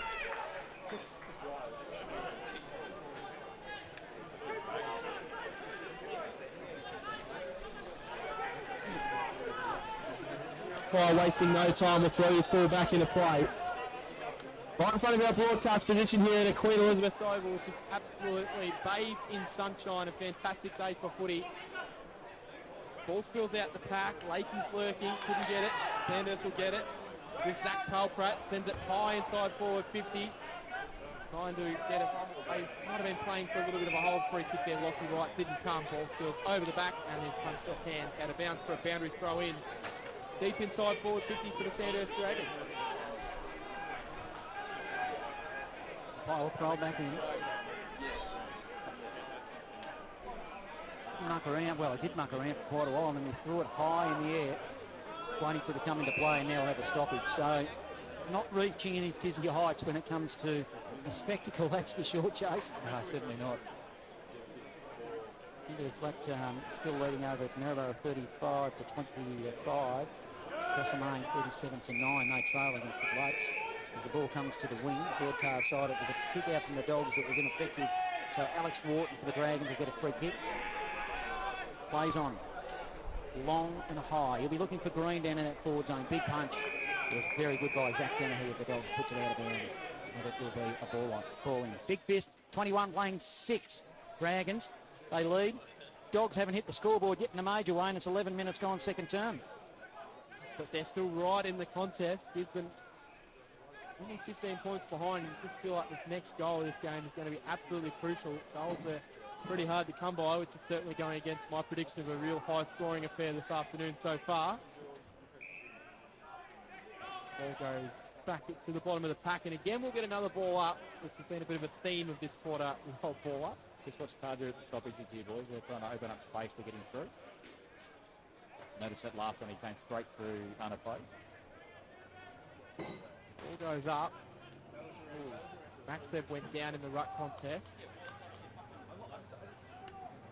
Gisborne trying to find a way out. Lakey's got it. He's quickly strongly tackled. I'll tell you what, the umpires are getting their money's worth this afternoon in terms of ball ups. If there's a KPI for how many ball ups you have to perform during a game, I reckon they'd be well on their way to ticking that box this afternoon. You know what a KPI is, Ken? Yeah. Don't ask me why that surprises me, but it just does surprise me a little as the Dogs through Harry Thomas. Cops it up, gave it to Connick. Connick of the Dragon, he'll go to the goal square. Probably didn't look, and he kicked it straight to Reaper. Again, another turnover. Well, counting turnovers again this afternoon, along with stoppages. We'd be out of ink, I reckon, Jace. I think in trouble, yep. It's not reaching any dizzy heights. It goes to the outer side. 70 metres out from the Dragons' goal. We'll have a ball in. Go around the grounds for North Central at quarter time. Wedderburn 1-3-9. Trail Sea Lake Mandalay 3-2-20. Witchy-Proof St Arnold. Witchy-Proof lead 31-9. And Birchip Watcham 3-2-20 to Donald 3-1-19. And there is an evening game, 6 o'clock start. Port play Charlton in North Central. Ball goes up. Gisborne will try and work it forward. And they do. It goes about 10 metres further forward, out of bounds, true centre wing position, far side of the ground. Queen Elizabeth Oval. Imagine might be a few people in the pool this afternoon, which is... Oh, come on, it's not that warm, is it, Ken? Eye out in the sun. Gisborne work it forward. Then we'll get another stoppage, so... Are you bored with this game, Ken? It's actually got a little bit of a feel about it. There's not a lot happening, is there, Joe? No, it's quite a frustrating game. You're just waiting for something to happen. Lots of stoppages after stoppage. I think both coaches have been relatively happy though at the moment, so... Got a rugby feel about it there. Yeah, it has, exactly. Scrum after. 27 points in total scored, 13 minutes into the second quarter. What is a perfect day for football. And a reasonable crowd in here to see this one as well. Ball goes up. Both teams, I'll give their credit, both teams are tackling extremely well, John. The intensity is really good. And you can actually see that both teams respect each other, the way they're accountable to their opponent. They're not peeling off. Almost as if you come here for the heavyweight title and they're just kind of sparring each other, and that's right. We all want them to just get in there and chin one of them. No, that's effectively what's happening. We're expecting fireworks right from word go, and it's just a really dour affair. There's a bit going on the forward line with a few of the boys getting a little bit excited, as we've got another stoppage clearly over the other side. That's why we're talking about other stuff. So let's have a look what's going on again. Another ball in. Swimming pool side, outer side, 21 playing 6. So it's a close game on the scoreboard, so let's hope it sticks that way for the remainder of the game, and it will if it's such a stop and start. Again, looks like no clean possession. Players diving in after the footy. A little bit dangerous there, and umpires letting it go, and another whistle. So a stoppage. True centre wing, outer side, 21 playing 6. Dragons lead. Local footy lives at Fresh Bendigo. There's plenty of chances, but both teams just fumbling at that key moment at the moment. They'll try and get that handball out. So Gisborne will knock it forward. Can they try and work something? Oh, at the moment, if you're a ruckman, you'd be trying to send it as far forward as possible. Game of territory. Gisborne get it. They'll go inside forward 50. They need a mark. Ball spilled to the back of the pack. And Sandhurst should have the numbers to clean up. Oh, dangerous handball. Umpires fucked out a free kick, which might get him out of trouble. And it'll be a free kick which will go the way of Liam Island for the Dragons. We feel like with Scanlon up in the ruck, then Cam just whack that forward and just forward in the ruck, just move it as fast as you can forward. Not a bad play at the moment. Island's kick is sent down the line and flying high, knocking the ball over the boundary line was Jed Dennehy. Haven't heard too much of the two Dennehy's for Gisborne this afternoon. Key players in his Gisborne team. I feel like the game is not too far away from someone doing something special to break this game open. Ball goes up, and the boundary throw in. It's a very congested game of footy. There's just so many players all around the footy that when someone does get an opportunity to break, they're not wanting to pull that kick off because they've got nothing to kick to. It looks like an under-12 game with all the kids around the footy, doesn't it? Ball up. Vanaki's in there for Gisborne. He went in for the tackle, and he's going to get a free kick for a high tackle. Might have been a little bit lucky to get that one, I think, Vanaki, but he has it. He's a terrific user of the footy. Can he do something for his Gisborne side? on the right foot. It's a low ball inside forward 50. No mark taken. Spills around at the bottom of the pack. Braden Blake goes through. He was tackled.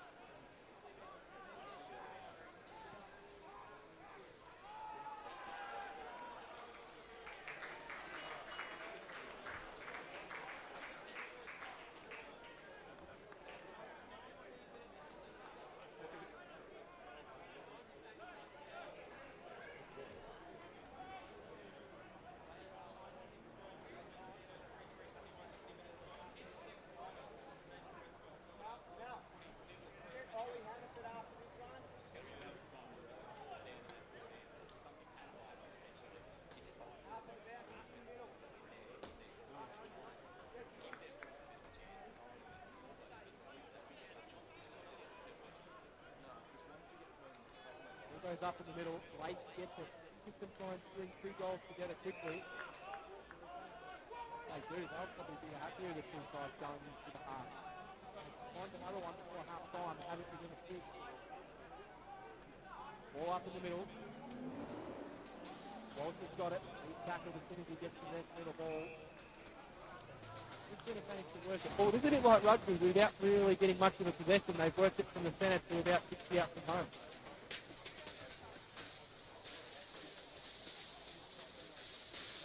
Through. Handball which comes from Ollie Hanrahan was dropped off by Sam Graham. His handball was ineffective as well. And that's cleared out of defence and we'll go up to the centre wings where we'll get it thrown in. 3-3-21 Dragons.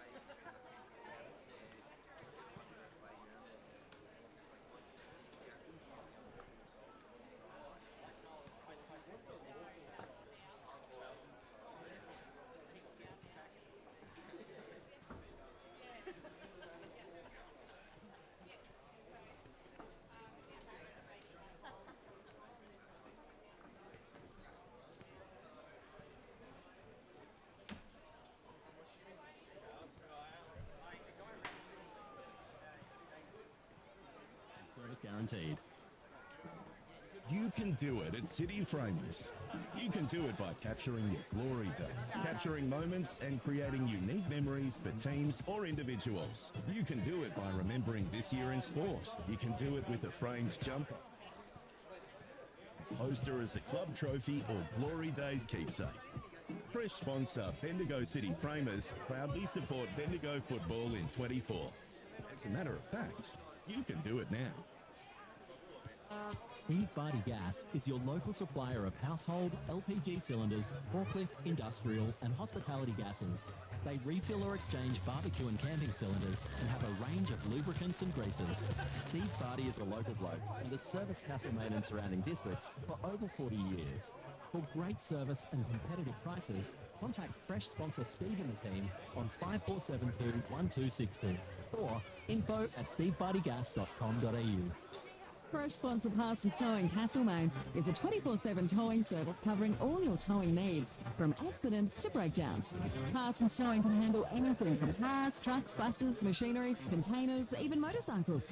Parsons Towing is a family-owned business that understands the importance of prompt, professional service. Parsons Towing has now joined the team at Bellevue Panels in Bendigo, covering a larger area. To get you back on track anytime, anywhere. ParsonsMotorBody.com.au. Local first fresh sponsor Jason Westcott Builder, where your dreams become a reality.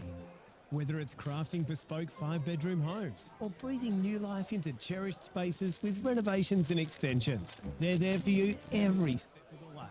With a dedicated team and a commitment to exceeding your expectations, Jason Westcott Builder is your partner in creating the home you've always envisioned. Visit them online with their galleries and begin your journey at Jason Westcott Builder. Fresh sponsor. Finn, Shane and the team at Fitzpatrick's Timber and Hardware are proudly celebrating 100 years of serving the local community with a well-stocked timber yard, a fantastic product range in store, a great garden centre and stocking King's products. The team at Fitzy's greet you with a smile and are well known for their wonderful service. Fresh sponsor, Fitzy's, caring for our local community for 100 years. Local First Bendigo's Fresh FM.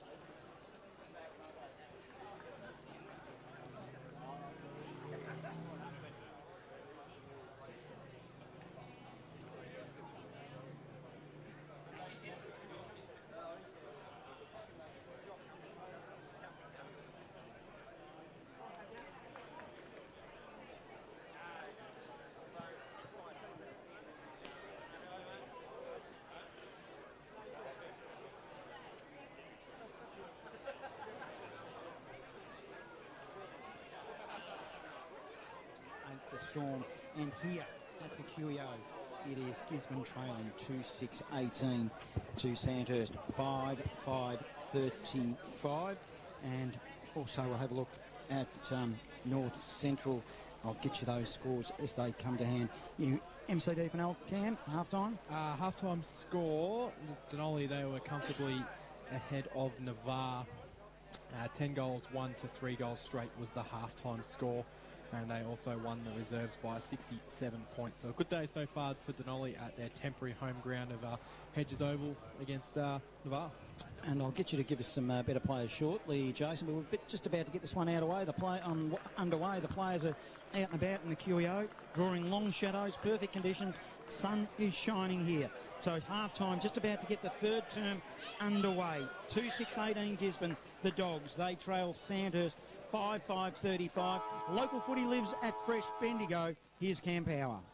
You get the ball in the middle of the ground, as they do to start every quarter. Gisborne will win the clearance through Blake, but they go backwards to go forwards. It's in the hands of Burke, trying to work it forward. Good tackling pressure from the Dragons. It's a hot little footy. Well, at least we've got it out. Lakey sends it backwards. He finds Shapano. Shapano sends it down the line. Umpire's free kick's going to go the way of the Bulldogs. They'll wheel and go inside forward 50 from Jack Scanlon. Sends it to the hot spot. No one able to take the mark. And Sandhurst should have the numbers to clear. Oh, dropping the ball, though. It wasn't good for Cooper Smith. It just brought the ball back into the pack. Free kick is plucked out for a hold, and it's going to go the way of the Dragons, and they're lucky to get out of trouble there, Jace. They are, but it's nice to see the ball actually on the outside, Cam, and it's moving. That's better than a stoppage. Haven't seen too much possession footy going down the wing. It's been a lot of centre congestion. Sandhurst will play. And they come down the line looking for Max there, but the kick's gone out of bounds on the full. Not his greatest kick there for the Dragons. 6 or 7 times the ball's been out in the full in that location today. Yeah, it's just bit of a funny one. Bulldogs will bring the ball back into play. It's Sam Graham. High ball inside 450, looking for the fly. Didn't get it. Working down there was Zach Dennehy. Been a bit quiet for his standards. Sandhurst will look to bring the ball out of defence. But it's chopped off the handball from Walsh. Bulldogs will get it. High ball inside 450 and coming out and marking on his chest for the Dogs, which will result in a shot at goal 30 metres out, pretty much directly in front. It's a good opportunity for them to get the first goal on the board through Pat McKenna. Height on the forward 50 entry. We've talked about that. 3 or 4 times they've sent it in a high without these little worm burner kicks, I guess you could call them. They've been able to get on the end of it. But a big opportunity here for McKenna. He'll kick from 40 metres out, sliders to Vangles, but this would get the Bulldogs up and going to start the second half. In he comes, should kick it, and he does. He celebrates before it even goes over. The goal umpire did not move, and the Bulldogs get the first of the second half. So they go to 3 goals, 6-24. They trail the Sandhurst Dragons in this one, but it is an opening goal to the Dragons.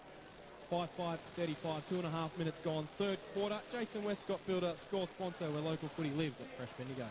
Some different players starting to get an start to influence the game for Gisborne as well, which is actually a positive sign for them. So Sam Graham sort of touching the footy a little bit more late in that second quarter, and now again early to start this quarter. But it's just like I said, nice to see the ball on the outside and had a bit of connection to the play. Our sponsors, Bendigo City Framers, have got a $100 voucher for framing for a best player. So, Jason, when we get a break, I'll get you to give us who you think is in contention, and which is probably a good time now for Gisborne.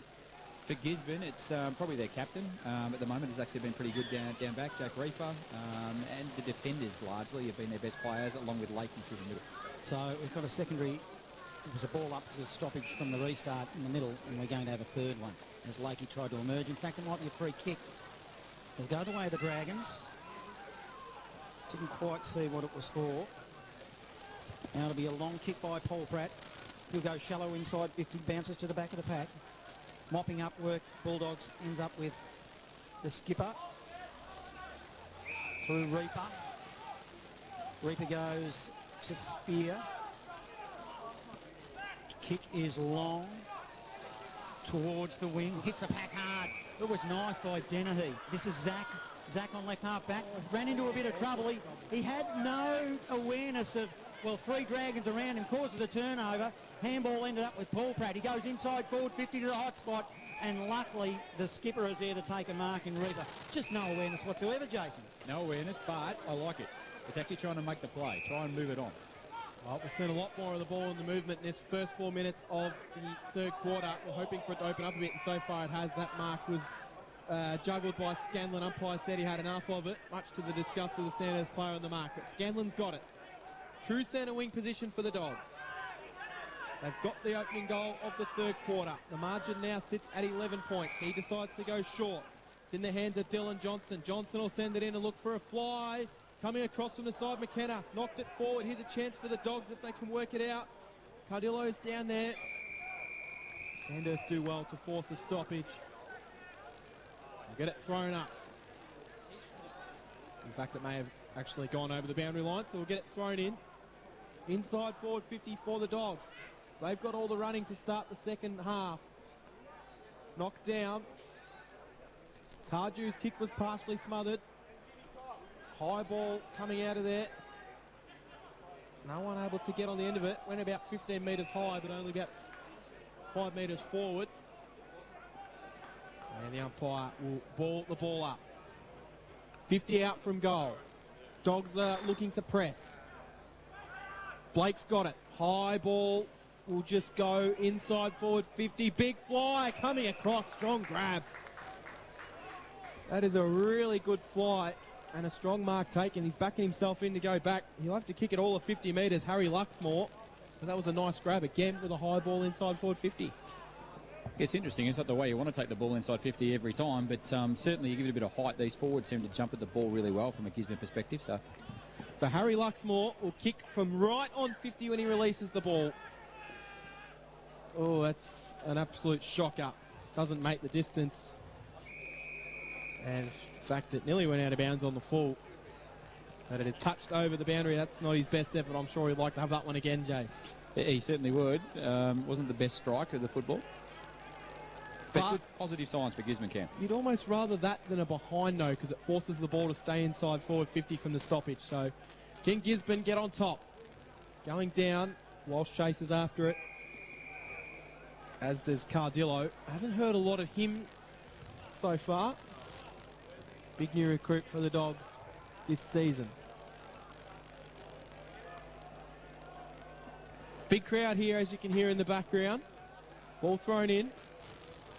Plenty of support here for Sandhurst. McKenna, fight out a handball, come across. It's going to be Luxmore, might be a chance to redeem himself, and he's got it. Terrific goal from Harry Luxmore, and redeemed himself from the set shot a couple of minutes earlier with a snap from 45. And the Bulldogs have dragged it back to a 5-point margin. 4-6-30, Sandhurst 5-5-35. 8 minutes gone, third quarter.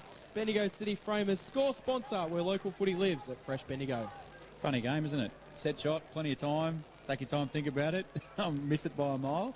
No time, under pressure, drop it on the boot. Natural instinct, straight through. Back in the middle. Tightened up here, hasn't it? 5-point margin. Sandhurst lead. Gisborne have come out. The Dogs have come out snarling as it's a big punch by Sexton. Turnover, though, ended up with Blake. Blake of the Dogs spreads it wide. They've got the numbers here, the Dogs. They'll go inside forward 50 again to the top of the square. Sam Graham swoops on the ball, looked to go around the body, then gave it off unselfishly and cocked it up. But it's Benaki, handball, goes to McKenna around the body and kicks a goal. They've hit the front, the Dogs. 1-point margin, 5-6-36, 5-5-35 Sandhurst. 8 minutes gone. Score sponsor, Parsons Towing in Castlemaine. Local footy lives at Fresh Bendigo. I haven't seen the sign go up in front of us, boys, but if that's a slow down sign, I think Sanders needs to actually just get their hands on the footy and control it here a little bit. Gisborne's got all the momentum and clearly have changed their style of play to move it to the outside rather than get stuck in the contest. So a really good start of the quarter by the Dogs. They kicked 3 goals in 8 minutes where they only managed 2 goals in 2 quarters of footy. So how things change. Ball up. Tarju's got it. Sends the ball forward in the direction of a teammate there. Wright was there, couldn't get it. Dragons will get it inside forward 50. Going over the back of the pack, no mark taken. Centre of the forward 50. And we'll get another ball up. It's exactly where Sandhurst want to be. Umpire Norton wastes no time throwing the ball up. Wright got it, knocked it down. It comes out wide. Gisborne will clear the ball out of defence. Knock her off the ground. Might work out okay. It's in the hands of Harry Thomas. Now they can run. One bounce, two bounces. Fires the handball over top, and then one too many handballs turned over. It's in the hands of Hood for the Dragons. Oh, his kick's going to be turned over as well. A little bit of turnover happening in this game at the moment. Merritt, quick to fire off the handball to Lynch. Inside forward 50 they go. It comes from Benaki. Benaki loads up from 45 and goals it. It is all Gisborne to start the third quarter. They have got 4 now in the third. 6-6-42. Sandhurst 5-5-35. Little bit of brilliance from Bad Benaki. 10 minutes gone, third quarter. Parsons Towing, Castlemaine. Score sponsor, Local Footy Lives at Fresh Bendigo. Did we swap venues at halftime, boys? This is a Swap. Was there swapping going on or not? Totally different game than what we saw in the first half. This is open, free-flowing. Sandhurst really needs to get their hands back on the footy here and try and slow it down. They were impressed with your summary at half-time before they went to the break and heard it, Jason. And, yeah, just amazing turnaround. They've had a little bit of a reassess and they've come out fighting here, the Dogs. Probably overzealous free kick there. They're going to just give away this little bit of momentum that they had. It'll be Paul Pratt. In fact, it was Tardrew who went long inside forward 50, picked up by Joel Wharton. He's on a pretty tight angle and he's slotted it. Wrong side for the left footer. He ran towards the boundary line to the scoreboard and just slotted it through nicely. And I reckon he'd started punching the air before it almost left his foot. And, well, tightens it back up to a 1-point margin. 6-5 to 6-6. 6-5-41, 6-6-42. 11 gone, third term. Score sponsor, Bendigo City Framers. Local Footy Lives at Fresh Bendigo. Now, we've been banging on about entries all day, boys, but again, that entry came in. Fergus Green one-on-one. Ball spills. Easy crumb. Good goal to finish it. But we need to make sure that those entries are clean. And if they are, they've got a chance to score. Back in the middle we go. Game has really opened up, and now Sandhurst get back on top. Tarju, 10-metre handball forward. Wharton, ball bounces out the back. Here's a chance for the Dragons from 40 out. It's going to go right to the top of the square, and good defence for the Dogs. Able to see it through. 4 behind was Vescovi. And the Dogs, well, scores a level here. 11 minutes gone in the third quarter. Gisborne quickly bring the ball back into play, and they'll look to clear down the grandstand side wing. Vescovi went to Reaper by foot, and then Reaper went beyond 50 in his target. Well, he didn't hit it. He hit up good for Sandhurst. Has been pretty good for the Dragons. So they'll bring it inside forward 50 again now, the Dragons. There's a lead on. He honours it. Ran hard at the footy. That would have been Campbell, where in fact it was Fergus Green. A free kick off the ball right in front of our broadcast position. It was Caleb Connick that gave Dylan Johnson a little bit of a push well off the ball. Umpire spotted it, so Dylan Johnson will be in position. Just had to be looking at the right place at the right moment to see that one then. But Fergus Green, he must be thinking, what are these boys doing? Because that was a pretty tight lead and it was ineffective. As Johnson looked to go corridor and the umpire said, you'll wait till I say you can do it. So we'll just wait till the reset. Dylan Johnson for the Dogs. Left half back, he's on broadcast side. Short pass back into his defensive 50 to Reaper. Reaper spreads it further afield, so they've seesawed from one half back to another. Then comes inboard to Lakey. Lakey, defensive side of the centre circle. In fact, he's close to centre half back. Then another short pass. Spear plays on quickly after receiving that kick. Goes long. Oh, it spills to the back of the pack around the body. Danaher. I was going to say Danaher, but it wasn't either of them. It was McKenna who went round the body as well. Looking very dangerous. Slotted it through for a minor one, so it's a 2-point margin. 13 gone, in fact 1-point margin. It's Gisborne by that solitary point. 13 minutes gone, third term. Local Footy Lives at Fresh Bendigo. Well, now all of a sudden it's turned into a ripping game of footy, end-to-end stuff after what was a bit of a stale first half after stoppage. But we'll take it. Dragons bring the ball back into play. Far side wing, Maxted the target down there, spills out the back. Now they chip forward, but it's turned over. Gisborne have got it. Lynch can send it up towards centre half forward. Mark's been taken. Nice grab. He'll wheel around onto the left. That's Zach Danahay. Good looking ball. Oh, didn't quite carry. Important fist from Oscar Perez. If he didn't get that pissed in, it was big trouble. It spills out. Player's been tackled as he was trying to clear. Might have been Harry Free trying to clear it out of defence, and he's been taken, and a high free kick's been rewarded for holding the ball. Harry Luxmore, I think. So Harry on Harry. Harry. And Harry will have a shot for goal while Harry stands the mark. Harry Luxmore, he's got one this quarter. His last effort a set shot from here was an absolute shocker. Let's see if he can do one better. 35 metres out, not too much of an angle. Steady approach on the right, and he hangs it out to the right. It's low, and it goes through for a minor score. So they increase their lead. They've doubled it. 6-8-44, Sandhurst 6-6-42. 15 gone in the third quarter. Score sponsor, JB Restumping. Local footy lives at Fresh Bendigo. So it'll be a restart. Kicking from fullback. Dragons' intended target was Walsh, who was good enough to take it. Looks to bring it down broadcast side. Short pass. James Coughlin's been relatively quiet in his 100th. He's got a player running side by side. Shotgun he goes. Long kick. Turnover now. Ends up with the Dogs. Reaper. Handball over the top. Shapano getting involved. Jed Danahy. Long kick. He'd given that ball to Shapano, who kicked it to the wing. And we might have a whistle. We do. It might be a free kick. And it'll go to Oscar Perez, centre wing. So Oscar Perez has it right in front of our broadcast position. He's told to play on. As a result, he just poked a kick forward, which was ineffective. Gisborne players ran into each other, but Lakey's able to recover it. Gives it off to Jared Lynch. Lynch's kick sent wide. And basically back to where we started. So the Dragons will intercept the mark. They come down the line. Leading hard at it was Lockie Wright, but it was a terrific punch from Jed Danahy to get the ball over the boundary. If he didn't get that fist in, it would have been a simple chest mark and the Dragons were on. But important defence. We've worked from Danahy. Ball gets thrown in now, right in front of our broadcast position again. 70 out from goal if you're a Sandhurst supporter. Going towards the city end of the ground. Taking possession of the ball for the Dogs was Dylan Johnson. And like a front rower, he was trying to find the boundary line for a try, and that was rewarded with a boundary throw in. Bendigo City Framers, we've got a Best Player Award, our sponsor for $100. My job to pick out a Sandhurst player who I think's in contention. It's been hard in this third term because a lot of them have gone missing. I thought Noah Walsh has been pretty good, but apart from that, it's just a different game of footy as the Dragons do win possession on half-back now. Kicks it straight to the wing. Is it one per team or just one overall? No, one overall because it's $100. Ollie Hanrahan. Ollie Hanrahan. I should have written down the first time, shouldn't I? Is it Hanrahan or Hannah Ford, boy? Oh, yeah.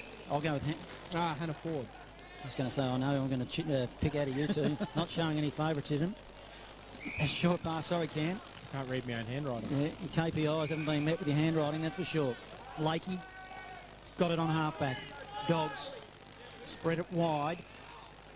They've got possession now. They've been super in this third term. Sharing it around nicely through Lord. Lord on right halfback, short pass down the line. Lakey, handball. Lord had ran on and he gave it to him, then goes inside forward 50. Connick got his hands on his footy, front and centre. It's a nice bit of work by Scanlon. He dances a dance, gives it to Benaki, tries the outside of the boot, not sure whether it was a target up forward or goes goalward. Real tight contest right up at the goal line. Holding the footy, and it'll go to Sandhurst. So good pressure to hold that up, Sandhurst. They've got away with one here. It'll be a short pass. And it ends up with Alex Wharton deep in his defensive zone, Dragons. Alex Wharton will come down the grandstand side. On his right, it's a floating ball which goes in the direction of Hood. Couldn't quite take it. Spills off hand, sent inside forward 50 from Zach Danahy. Almost gets to the back. And Sandhurst were able to tidy up. They'll chip their way out through Tarju. Tarju fires off the handball to a teammate. Now they're on down the far side. Pelprat's got it. Kick needs to be good. It is. It can set up a run.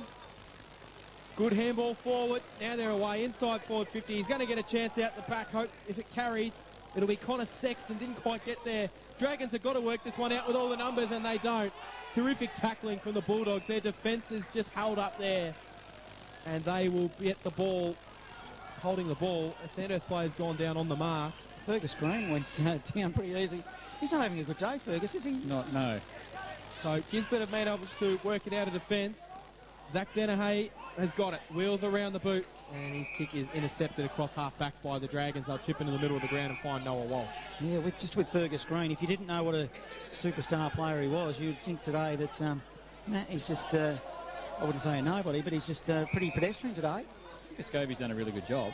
Yeah, well, let's not take anything away from Scobie. It was Connick short pass, James Coughlin. As soon as I mentioned his 100th and he's been quiet, he's had about 4 possessions in a row. Son of Frank, poor kick. I'd like that kick again, though. Turnover.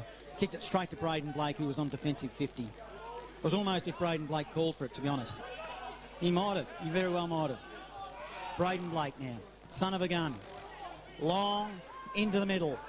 No target. Kicked it to a contest. Spills in the direction of Mills. He was strong at the footy and was rewarded and was given a free kick for the Dragons. They'll go forward again. Tarju's got it. He fires off a handball. Now they can run inside forward 50. Oh, Wharton's found himself in a paddock of space here. Shot. It's a good mark by Joel Wharton. He plays on quickly, fires it on goal and puts it through. Gives the fist to the big Sandhurst crowd watching on in the Golden Dragons marquee. And didn't they like that one? Joel Wharton's got 3. And the Dragons get a steadying goal that they needed.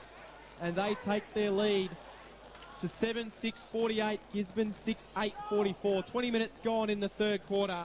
Score sponsor, Jason Westcott Builder. Local footy lives at Fresh Bendigo. Certainly been a change there, boys, too. Wharton's actually out of the goal square here at the minute, so I actually thought he came from up around about half forward to get on the end of that one and sort of be loose there, but I think he might have lost a Gisborne player in transition, so he's actually standing in the goal square as the full forward right at the moment. Nice to see him still wearing long sleeves too on a sunny day. Wouldn't have it any other way, Jason. I used to wear them when it was 40 degrees. Probably something to do with the twigs I had for arms. Might have had something to do with it. As Banaki wins it in the middle now for the Dogs. They're looking for a reply. He goes straight down the gut. One-hander! Oh, he got caught out of a position, Harry Luxmore, and he launched himself late. Managed to get one hand on the footy. Just juggled it, and it dropped down into the breadbasket. And perfect example of keeping your eyes on your footy. This will be his third in the quarter if he can go back and kick this, I'm pretty sure, isn't it? He's had a big quarter. A contender for the Bendigo City Framers, our sponsors award, $100 framing this afternoon. He's come into contention and will kick his behind to make it 2 goals, whatever he's kicked. He certainly kicked 3 points. He certainly kicked 3 points, but give him a rap, but he's providing a target. 3-point margin, Dragons lead. 21.5 gone. Third term, local footy lives at Fresh Bendigo. Yeah, 1 goal, 3 for the quarter. Sandhurst will bring the ball into play. Man, it just feels like Gisborne have wasted a few opportunities though. Far side wing, Sandhurst have got it. Tarju, handball off. They'll go towards the top of 50. The mark will be taken by Hannaford. Ollie Hannaford's got it. 70 out from home. He chips short. Nice little control kick to Stagg. So Stagg's got it. 60 metres out from goal. He's not backing himself in from here, is he? No, he chips it off into the lead. Oh, coming hard at it. Couldn't quite get to Fergus Green. Gisborne able to float back into the hole and take the intercepting mark. Kick comes wide. Not his greatest kick. Walsh is there for Sandhurst. Oh, he picked up the ball and he didn't get it a handball away. Dropped it as he was tackled. Good defence from the Dogs. He'll be disappointed in that one, Noah Walsh. And it will be a Gisborne free kick right in front of our broadcast position in the hands of Harry Luxmore, who's been absolutely everywhere in this third quarter. Been terrific. What do you want to do with it? Short pass forward. Effective. Hit merit. Been relatively quiet compared to other games I've seen him. Short pass laterally. Barely the required distance. Puts them under pressure. Is it going to be a free kick? It's not. They might have numbers. They're nervous. Merritt wins it back. Inboard. Spear. Offered support. Then spreads it wide. And they're away. Through Gray. Gray will go long. Inside forward 50. Oh, strong mark. Has it been paid? It is. By Danahy. The two brothers collide, you think? Well, it was Zach Danahy who had eyes for the footy. Strong contested mark. And will line them up. Geez, I was up and about then, Jason, with that mark, surely. Yeah, you were. It was a good mark. It could have been either Gisborne player, actually, that marked it. I think Zach was just stronger over the footy and good hands. Yeah. Zach Danahy. 45-degree angle, minor score. Peppering away, wasting opportunities. They tighten the margin, 2-point margin. Dragons lead 48-46, 24 gone. Third term, local footy lives at Fresh Bendigo. So be brought back into play. Sandhurst. Well, got away with it. Stagg didn't quite take the mark, but it spills off hands. They can work it wide. That was Hannaford in there. Gisborne turn it over. Now they can try and get it inside. James Gray. Got it to the top of 50 off. Good strong take by Benaki. Then he's able to work it inside. Gisborne have got players out the back if they can get it there. They mess around with it a little bit, trying to find a way through. Sandhurst might get out of trouble, and I think Sandhurst will be relatively happy to force that one into a stoppage because there was a couple of Gisborne players out if that ball was able to get out the back there, Jace. There's been so many more handballs and opportunities to actually get the ball out. It's amazing in the change of the game. Up they go in the ruck. Whistle. Who's he going to play it to? It's going to go to Sandhurst. 11-point margin at Harry Trott. The Bloods lead Castlemaine. But over at Maryborough, Kangaroo Flat aren't in any danger of losing that game. The margin's out. I'll give it to you in a sec after this bit of play. Jake McLean goes there to Walsh. Walsh gives it to Tardrew. Tardrew now inside forward 50. They'll set themselves. 40 out from goal. Sandhurst attack. And as I just mentioned, it is Kangaroo Flat 91 leading Maryborough 58. So it doesn't look like that Kangaroo Flat will get beaten there, albeit there's a quarter to go. But they've been leading all day. 2-point margin here, Dragons lead. And we're in red time, third term. Trying to find a way through the Dogs. Are they just going to try and hold on for the last couple of minutes? They did not concede in the last few minutes of the third quarter where they have been much improved. They found 4 goals in this quarter where they only found 2 in the first half. Ball goes up. Oh, Wharton sharked it. Will snap on goal. Joel Wharton couldn't add to his tally. It's through for a minor score. 7-7-49 the Dragons, 6-10-46 the Bulldogs, 26 minutes gone in the third quarter. Score sponsor, Jason Westcott Builder, local footy lives at Fresh Bendigo. So the restart kick in from full-back. They've been better in this third term, the Dogs, just sharing it around generally. But Max Merritt now, underneath the scoreboard for the Dogs, sends it beyond 50. Good strong mark, 3 deep. I reckon a Dogs player's got his hands on that. He's claimed it. Might be Luxmore. Umpire didn't agree. In fact, it was Luxmore. Up they go in the ruck again. Stoppage. Braden Blake taps it. Tapped it in the direction of Ainsworth. They'll lose possession here. Ends up with the Dragons. Handball to the back door. Went to Maxted. Kicks it forward. Mark's been taken by Stagg, who's been relatively quiet now of the Dragons. He goes into the pocket. They'll set themselves. Hands on footy was right. Hurried kick now to the goal square, but there's no one home. And it's Reaper of the Dogs. He's in contention for the $100 voucher from our sponsor also, from Bendigo City Framers. He's been superb. Reaper's kick found a teammate who was dealt with after he took the mark, and I think the 50-metre penalty has been paid. A little bit going on off the ball, and he's still down on the ground. A little bit of push and shove under the scoreboard there. I think the goal umpire's gone for a run around. Is that the goal? Oh no, the boundary umpire right on top of it to make sure nothing untoward happened. And we'll get the footy restarted 50 metres further up the ground towards Gisborne's way. Got some options in the middle of the ground. That's where they go. The pass will find its way to Macklin Lord. Macklin Lord on the left. His kick just had a little bit too much on it for its intended target. Dragons can try and work it forward, but there's plenty of Bulldogs around it. And we will get a ball up 60 out from goal. Gisborne in attack late in the third quarter. Braden Blake wins it down. Benaki lurking, couldn't quite take it. Sandhurst work it forward. In the hands of James Coughlin. Tarju was just too strong. He got it out. Found its way to McLean. McLean will send it down towards Wharton. Oh, Wharton was lurking. Tried to feed the handball off. Green was fumbled. Then he danced one way. Then he danced the other. Gave it off to Wharton. Wharton on the left. Fires it on goal. He's got 4. And Joel Wharton is a game changer and a big-time goal for the Dragons. What a quarter he's having right in front of the Golden Dragons membership tent. Didn't he give them the big fist of a come on? 8-7-55. They're out by 9 points. Gisborne 6-10-46. Late in the third quarter. JB re-stumping. Score sponsor. Local footy lives at Fresh Bendigo. Joel could have easily had another one that shot before too. I think he had his finger up after he kicked the point. It must have been pretty close. So he's made a difference out of the goal square down here. It's they've seemed to have moved their forward line a little bit. Fergus Green's come up a bit higher, and they've gone with now you've got Tardrew and Wharton down deep. And even Green with that bit of play, I sound like I'm knocking Green, but he was a bit fumbly in that bit of play, wasn't he? Yep, it was off. Yeah, he had the support of Joel Wharton as we go inside forward 50 again for the Dragons. Dogs will respond through Zach Dennehy into the middle, but it's a poor kick. Coughed it straight up again. So they're working it nicely again. Short pass by Mills. Finds McLean. McLean to half forward. Benaki get his head over the foot. He nearly got it ripped off. 60 metres out in front of his defensive goal. We'll have a ball up. 55, playing 46.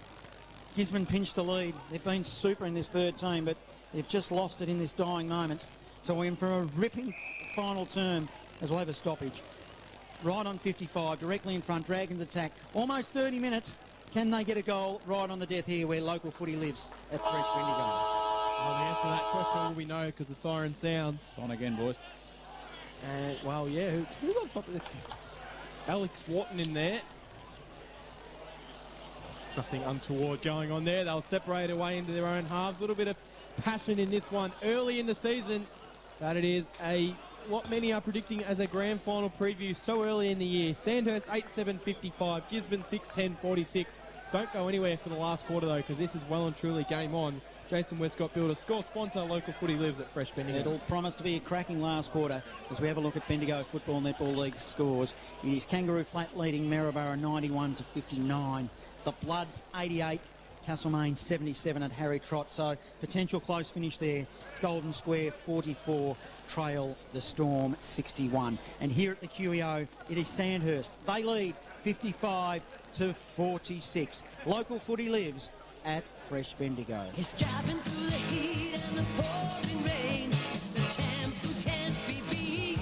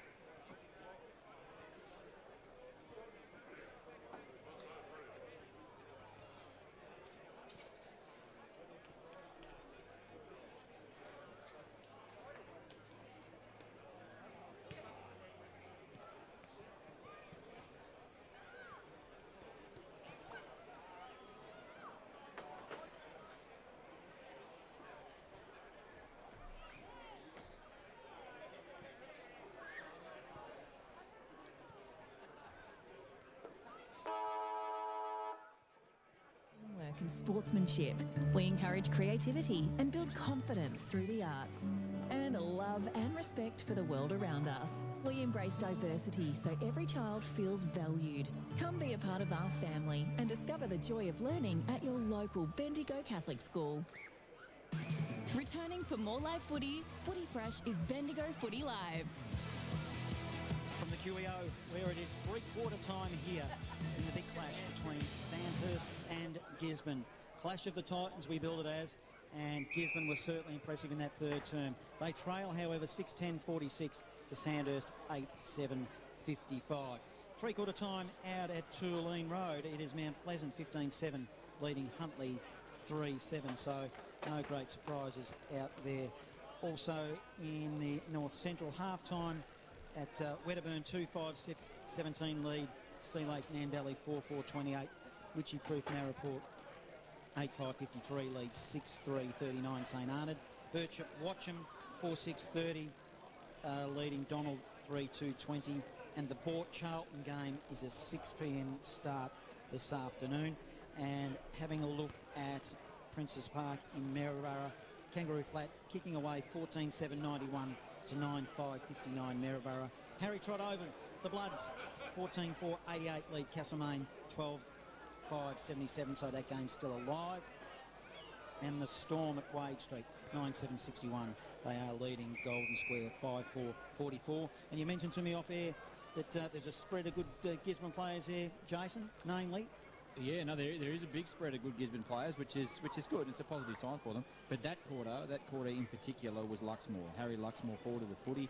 Benaki got plenty of the ball then too in that quarter. He's starting to show his class, and I think Braden Blake in the ruck's actually starting to get first shoots for the Gisborne midfielders. So interesting finish coming up. And Cam, I have been doing best players for Sandhurst, but we have got an award, the Bendigo City Framers $100 voucher. I want to see if you can influence me. Can you give me somebody from off the top of your head from Sandhurst who you thought? And I think this might be a little bit harder in this third term. No, give me someone from Sandhurst. Well, my best on ground so far is from Gisborne, but look, if you're going to put me on the spot from Sandhurst, I'm good at doing stuff like that. You've got to be prepared. Get your KPIs up. Probably Joel Wharton, 4 goals, been buzzing around in that forward line. He was quite electric at stages. You I'd probably passed. say Joel Wharton. Good answer, you passed. But if I'm going across both teams, I think Jack Reaper's been the best player for Gisborne down back.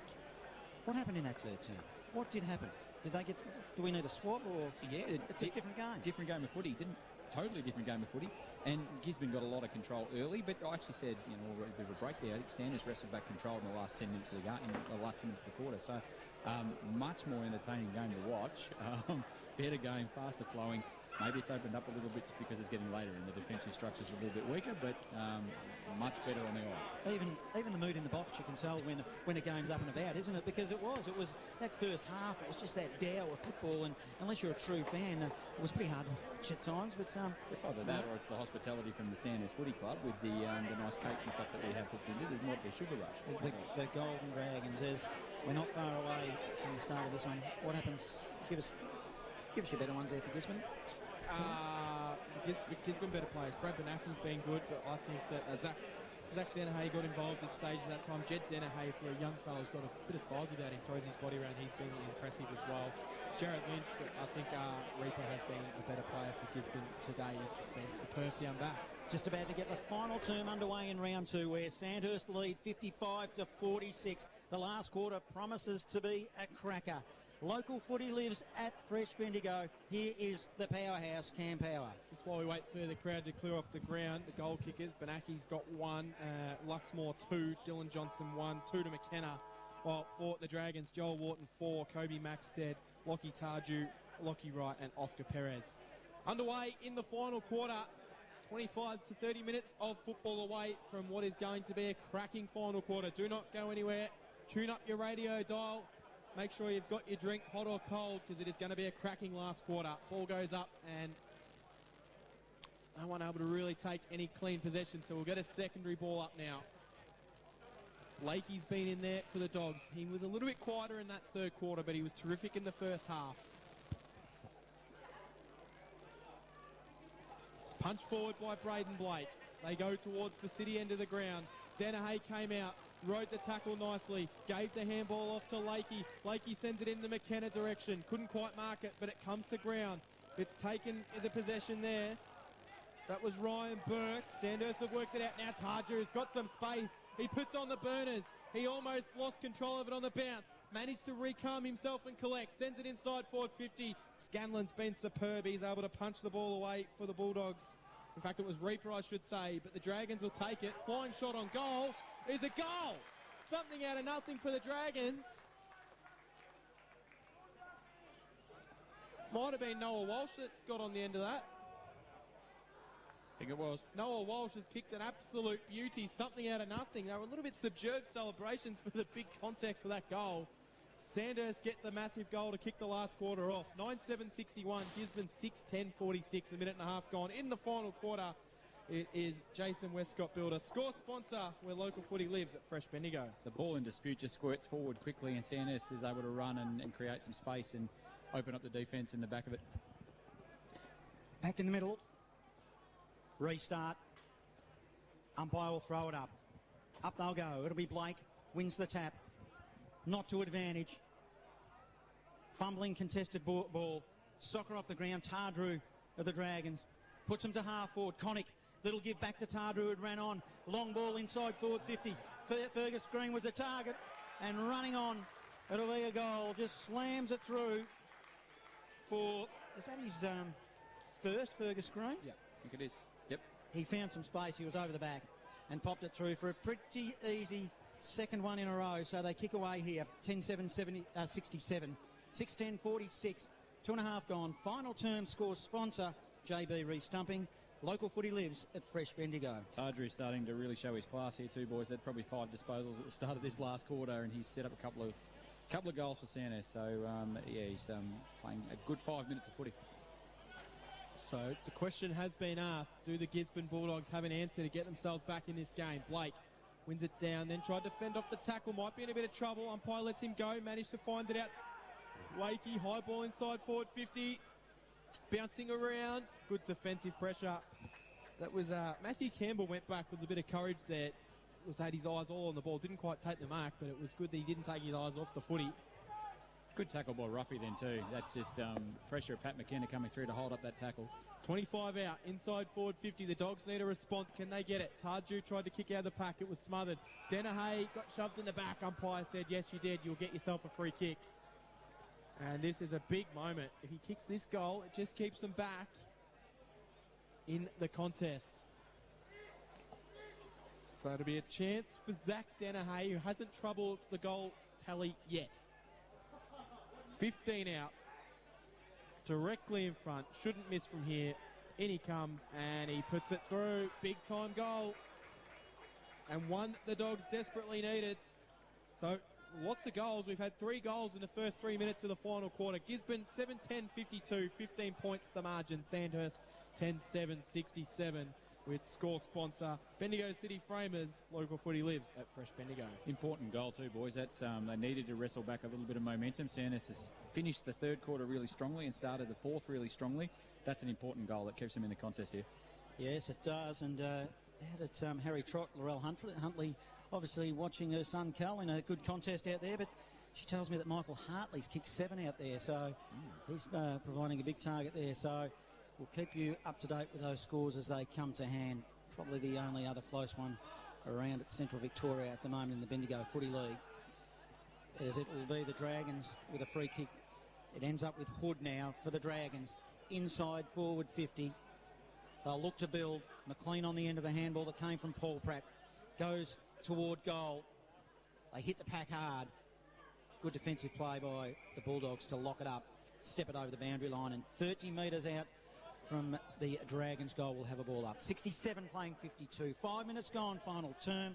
Local footy lives at Fresh Bendigo. So it'll be thrown in inside forward 50. Sandhurst player went to ground. Took a Gisborne player with him by looks, and it's going to be a free kick for a hold. So Braden Blake has possession of the ball. He's been really strong for Gisborne in the ruck today. He looks up. Hasn't got a lot to kick to. He's going to be forced to send this one down the grandstand side wing. He's going to ask for a fly, but he just got caught behind. That was Zach Dennehy. Spills out for the Dragons. Picked up by Harrison Free. Bangs it forward. Now they go one way than the other. Stagg's got it. Stagg sends it into the hot spot, and he's just found a teammate all on his own out the back. Rolling into goal will be Pelprat. And that is a big goal for the Dragons. And after Gisborne get one, the Dragons get an instant response. 11-7-73. A little bit too easy, that one. Gisborne 7-10-52. 6 minutes gone in the final quarter. JB re-stumping. Score sponsor, Local Footy Lives at Fresh Bendigo. Just about to say there's been a lot of passages of play that have been stuck in that quarter of the ground at the QEO today, and very, very rarely have we seen a score or a goal out of those sort of passages of play. So that's a really good goal for Sandhurst in the context of the game to get one from that spot. Certainly is. The Storm kicking away from Golden Square out at Wade Street, 75 to 46, which is what we expected would happen. As Braden Blake wins down the middle, he won his own ball but kicked it forward and kicked it to Wharton, so it's a turnover. Smith offering support, goes back to Wharton. They shared it around nicely, then Wharton will go down the line. Oh, it was a poor kick.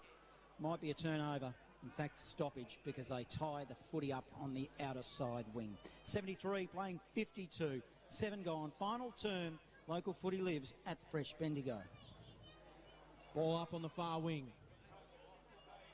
What have Gisborne got? Lakey going through. He's tackled strongly by Wharton.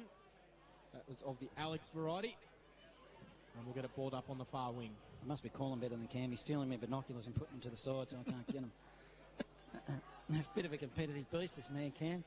How can I keep up my KPIs if you keep doing that to me? I've got mine here. No, but you'd stole mine and put them in the corner there. I couldn't find them. Now back to the footy, boys. Yeah, And more domestic. Well, you can tell it's a stoppage on the outer side. Going back to that game, Jason. Blake wins it out. He just grabbed it straight out of the ruck, and then he was tackled. And Sandhurst will just drag that one back in. Umpire letting him play, and it works out okay for Gisborne. They're able to clear it out. They send it down the line. Chasing hard after it was Zach Dennehy. No mark taken. Ball out of bounds. Boundary throw in. Now that Johnny's found his binos, he might be able to see the ball on the far side of the ground. Well, I'll tell you what I can see, that Castleman's bubbles burst because the Bloods have kicked away at Harry Trott, 119 to 83. That is a little bit of an awe, isn't it? Back to the drawing board by the looks of it. Hopefully it's not another false dawn for the Magpies, as they really fancy themselves against South Bendigo this afternoon. As the ball's on the outer side here, back at the QEO. Good strong tackling right.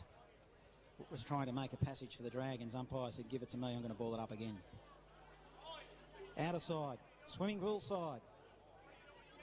Big punch from behind from Sexton. Doing the majority of the work for the Dragons. Throwing his head back was Lakey for the Gisborne. And I reckon the umpires bought it for 1-2-eye. Certainly wasn't to that extent. Goes to Dennehy. Dennehy inboard, short pass, Burke. Burke receives now for the Dogs. Can he launch something here from the middle? On the left foot, he's got Graham leading for it, but it goes beyond him to Hood. And they've got the numbers. They've mopped up nicely. On the end of a handball is Connick. They had numbers there. Poor kick, it's only momentarily. He'd just given it to Vescovi, who sold some candy. Then he'll go to the goal square. 1-on-1, they'll set themselves mark. And it is Paddy McKenna who's launched. He got caught 1-on-1. He was always going to be hard to beat directly in front. And you shudder when you're back when you see that come in there, Chase. I still shudder as a coach, Johnny, an ex-coach who saw it plenty of times at the graveyard. I think he put 9 through on us one day. It was heartbreaking. Good player, very good player. McKenna directly in front. Won't miss. Kicking to the Bendigo City end. Bang. Puts it through. And he keeps this game alive because there's only 10 minutes gone. And it's 58 playing 73. So they are certainly close enough if they're good enough. Here's the maths, 15 points. So 3-goal margin will do it. Score sponsor Parsons Towing in Castlemaine. Local Footy Lives at Fresh Bendigo. It was Vescovi again too, boys, and entered that ball into the 50. That's he's had a really good game. Not only has he played on probably Sandhurst's most dangerous forward in Fergus Green, he's actually now getting involved defensively as well. I've been really impressed with him today. Ball go back in the middle. And just when you think Sandhurst are just getting themselves out, Gisborne just get the response. Next goal becomes big in this one. Gisborne will send it forward. It's taken by Lakey. He feeds off the handball to the teammate. That teammate was Jared Lynch. Kick was poor. Wharton's got it. Now the Dragons can rebound off defence. Jake McLean, high ball inside forward 50. They set. Big punch over the back, come again, but it lurking around for the Dragons. It's Lockie Wright. Was he taken high? People in the crowd thought so. He was dumped in the tackle, and he's got pinned for holding the ball. Oh, you could see the Sandhurst bench in front of us weren't overly impressed with that decision. They thought their man, Lockie Wright, might have been a chance for a high free kick, but nonetheless, Gisborne will work the ball out of defence. Working the ball up to the wing. Strong grab. That player's Sam Graham. Thought about the quick handballs. Going to slow things up. Experienced player, Sam Graham. Premiership player at the Bulldogs. Wheels the ball high inside forward 50. McKenna will try and set himself. Good defensive mark for Sandhurst. Playing in front.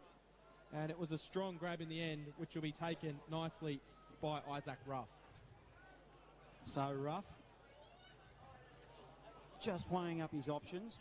Short pass forward with Smith.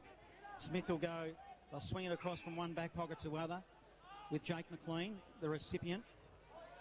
Ball spills to the back of the pack. Hitting the pack hard there was Shapano. Following up the footy well was Mills. Mills of the Dragons puts it to the wing. Reaper does well for the Dogs. Lakey offers support. Handball back to Reaper. Reaper, short pass down the line. Spots up a teammate in Thomas. Harry Thomas looking to build right half forward. Just starting to slow. He's got a lead who ignores from Gray. Then he goes inboard into the middle. It's an aggressive piece of play, but it's safe. Spear with the footy. Just forward of centre of the Dogs to the city end. Long shadows cast here at the QEO. He's going to get caught from behind. Wharton was sneaking up, trying to sneak him, but he's kicked it away. As it falls to the front of the pack. Here they come, the Dogs. Here's this their chance. No, ball spills. Then it's still with Merritt. Merritt goes goalward. Goals were open and he just slewed it. And that was an opportunity missed for a minor score. Still plenty of time to go at the 13-minute mark. 59 playing 73. For local footy lives at Fresh Bendigo. Certainly game on at the QEO. Sandhurst will bring the ball back into play. They kicked the high ball down towards the grandstand wing. Setting themselves was Reaper. Couldn't get it. Maxted got it. Gave it to Walsh. Walsh will then go down the line. Does he kick it over the top? It does. Good strong mark taken. Now they can wheel and go inside forward 50. That's from the milestone man, Jimmy Coglan. And game 100. And he sends an absolute bullet of a pass inside forward 50. And a strong mark has been taken. 35 out directly in front. And Sandhurst can go back to land a huge blow through that man, Fergus Green. Can't keep a good man down. That was a good mark, good contested mark, good entry of the footy. Gave him a chance to jump, clean hands. Should kick the goal. If you're Ferg Green, you're not wanting that ball delivered much better than what James Coglan just did. That was superb. Well, about time. They've been dropping on his head. And it makes a difference, though, doesn't it? That just goes to show you. If you've got the cattle down there. 35 out. Oh, Ferg has give a bloke a rap. Shanked it.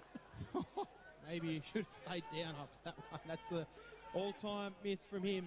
11-8, 74, 8-11, 59, 13 gone in the last quarter. Gisborne are going to bring the ball back into play quickly. Passes towing. Castlemaine score sponsor. Local footy lives at Fresh Bendigo. The restart from the kick-in and full-back has been quick and effective, and it's made its way up to the wing. But here come the Dogs again. They picked up through Lakey. Lakey short pass. Tries at the ankles of Dennehy. It was ineffective. Put him under pressure. Picked up by Wright of the Dragons. That was a poor kick. Goes to Spear. Spear now will spread it wide to the outer side wing. They know that time is of the essence now. Shapano, he goes further afield. Good, it was a good option, but decided to come aggressively back inboard. Have they got the numbers they have? Hurried kick by the Dogs by Cardillo. Goes to the top of the square, but it's an intercepting mark taken by the Dragons through Matthew Campbell. Campbell chips it out to Alex Wharton, who is inside the right-hand forward pocket, Rifle Brigade pocket here at the QEO. Gisborne definitely trying to keep the ball in motion here, boys. Sandhurst, it's probably a little bit early to go trying to run the clock down. He sends it down the line. Big, strong mark taken by Dennehy. Not paid. Well, he was confident. Sandhurst players were already manning the mark, but the umpire called him to go and he was taken. And the Dragons, they went out. Short kick, Joel Wharton. He's quick to move the ball down the line to another teammate. I thought he might have had all hands on that one there, Jace. I thought it was clean, but umpire's call. Yep, the umpire's the one you've got to impress sometimes. Nick Stagg gets it, sends it inside forward 50, trying to get a fly, spills out the back. Green's got it, he's tackled as he kicked it. If he didn't get that tackle, he was kicking a goal, but it was good defensive pressure from the Dogs. They allowed him nothing, minor score. 8-11-59, playing 11-9-75. It is a 16-point margin, 15 minutes gone. Final quarter in the QEO Round 2 football. Bendigo City Framers. Score sponsor, local footy lives at Fresh Bendigo. Jack Reaper again down there, boys. Captain's game in defence for Gisborne. Been playing very well. So it'll be the Dogs who win it again after the kick in. Ainsworth comes to the wing. Dragons win it back, however. Another turnover. Mills, I reckon he's been pretty good this afternoon. Goes to Connick. Connick now comes inboard. They're aggressive here as well. Jake McLean swings it wide to the opposite pocket. He had James Coughlin on and onto the league. I thought James Coughlin was going to play on then. He slipped around the corner, but probably being not a natural forward, Jason, he just didn't. It was just too intimidating, I think. I think it's a smart move at this time of the game to go back to take a bit of time. But the two boys you just mentioned then have really come on in the last half of the game. Both McLean and Coughlin have both got into the game as it's gone on. Full-time score in the MCDFNL. Denali 17-5, 107 have defeated Navarre 7-7-49. Denali going 2-0 on season 2024. James Coughlin, his 100th game. It'll go to the line, and it was just touched on a fingertipper, which increases the lead 76-59. It's just starting to get out of reach now for the Dogs, you would think, at the 17-minute mark. Local footy lives at Fresh Bendigo. 3 kicks will get them home, though. That's all it takes. As fans are down there underneath the ground. Gisborne working the ball forward. Can they try and get the ball through the middle? Wharton's got possession for the Dragons. He'll fire out a handball wide to Connick. Connick's forced to chip backwards, and he was cool, calm and composed as he chipped the ball back and found a teammate. That is Lockie Hood. In fact, it's Liam Ireland. Ireland's kick's dangerous. Chance for the Bulldogs. Unable to take clean possession, though, was Matthew Merritt. Spilling around, they've got it forward. It comes out to Graham, steps one way then the other, throws it on the right foot to the top of the square. Wants a fly, not going to get it. Dragons might get lucky. Boundary line will be their friend here. Gisborne have kept it alive. They've got options in the middle of the ground. It'll go forward, but it's all Sandhurst back on the last line of defence. Ireland will get a chance to redeem himself here. This time he takes the safe option, which is a short pass to Alex Wharton. Just getting out of reach for the Dogs, as I said. Alex Wharton. Jeez, he made Connor Sexton work. Then he jumped about 3 feet off the ground to get that. I don't think anyone else on the ground would have caught that, maybe other than Braden Blake. Cramped up as well, Connor. So it ended up with Smith, and Smith short past it. Here we go through Tardru, receive that footy. Now he goes down the line. Oh, big fly then. It was from, guess who? Well, this was Jed Danahy. I thought he would go for a specky during the days. He scooped up that footy. Now he's away. He's a tall, gangly type. But there's a free kick off the ball, so it'll go to Noah Walsh. Walsh inside forward 50 now. Goes to Joel Wharton, who offers the lead. Swooping on it will be Fergus Green. Taps it along the boundary line. But it just tumbles over, and 20 metres around from the goal that Fergus Green attacks for the Dragons. It'll be a ball into the Barnard Street as we approach the 19-minute mark. 59 playing 76. You reckon the Dragons are almost home with this one? Oh, I was waiting. Just thought you were about to jump out and start signing some autographs then, Johnny. Well, it's tough, you know. This is my lot in life. This is my curse. So the Gisborne Bulldogs, if they're going to do anything, can they work it out of defence? It'll come down the line. Wharton versus Danahy. Wharton took possession over the boundary line. Should see me at the nightclubs, though, Cam, if you reckon that's good. Well, the free kick's been paid to Gisborne, has it? No. I reckon it was out of bounds on the full, wasn't it? It was one of those ones that was the ankle. Where's the arc when you need it? My initial thought was it out of bounds on the full, Jason. It's that Bermuda Triangle again that I can't see over there. Ah, right, okay, yeah. It's been there all day. We're going to go with out of bounds on the full because Gisborne will bring the ball back into play. That's what it was. They chip it into Jared Lynch. Lynch then into the middle of the ground with a very ordinary kick. Walsh turns it over for Sandhurst, sends it forward. Can Kobe Maxted get on the end of it? He can. And Kobe Maxted from 45 just says, slow it down, boys. I'm a superstar. I'll go back and kick this goal. Good player, Kobe Maxted. Young talent for the Dragons. And you just feel if he goes back and slots this one, it'll be game over just about. He'll kick from just inside the 50, about 10 metres in from the boundary. Pull side here at the QEO. Maxted comes in on the right. Wow, that was never in doubt. I gave him a wrap and he delivered. 12-82 the Dragons. They have skipped away to a very impressive lead.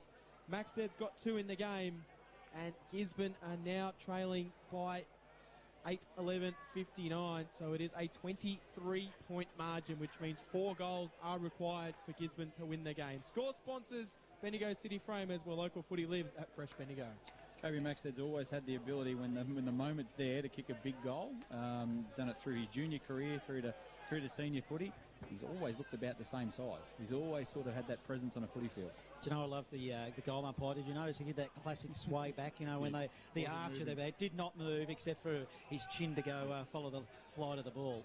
As the ball was won out of the middle by the Dragons. But they kicked it up forward, and Dennehy intercepted now for the Dogs. Kicks it to the wing. They're out here now, the Dogs. It's Johnson, takes a bounce, goes inside forward 50.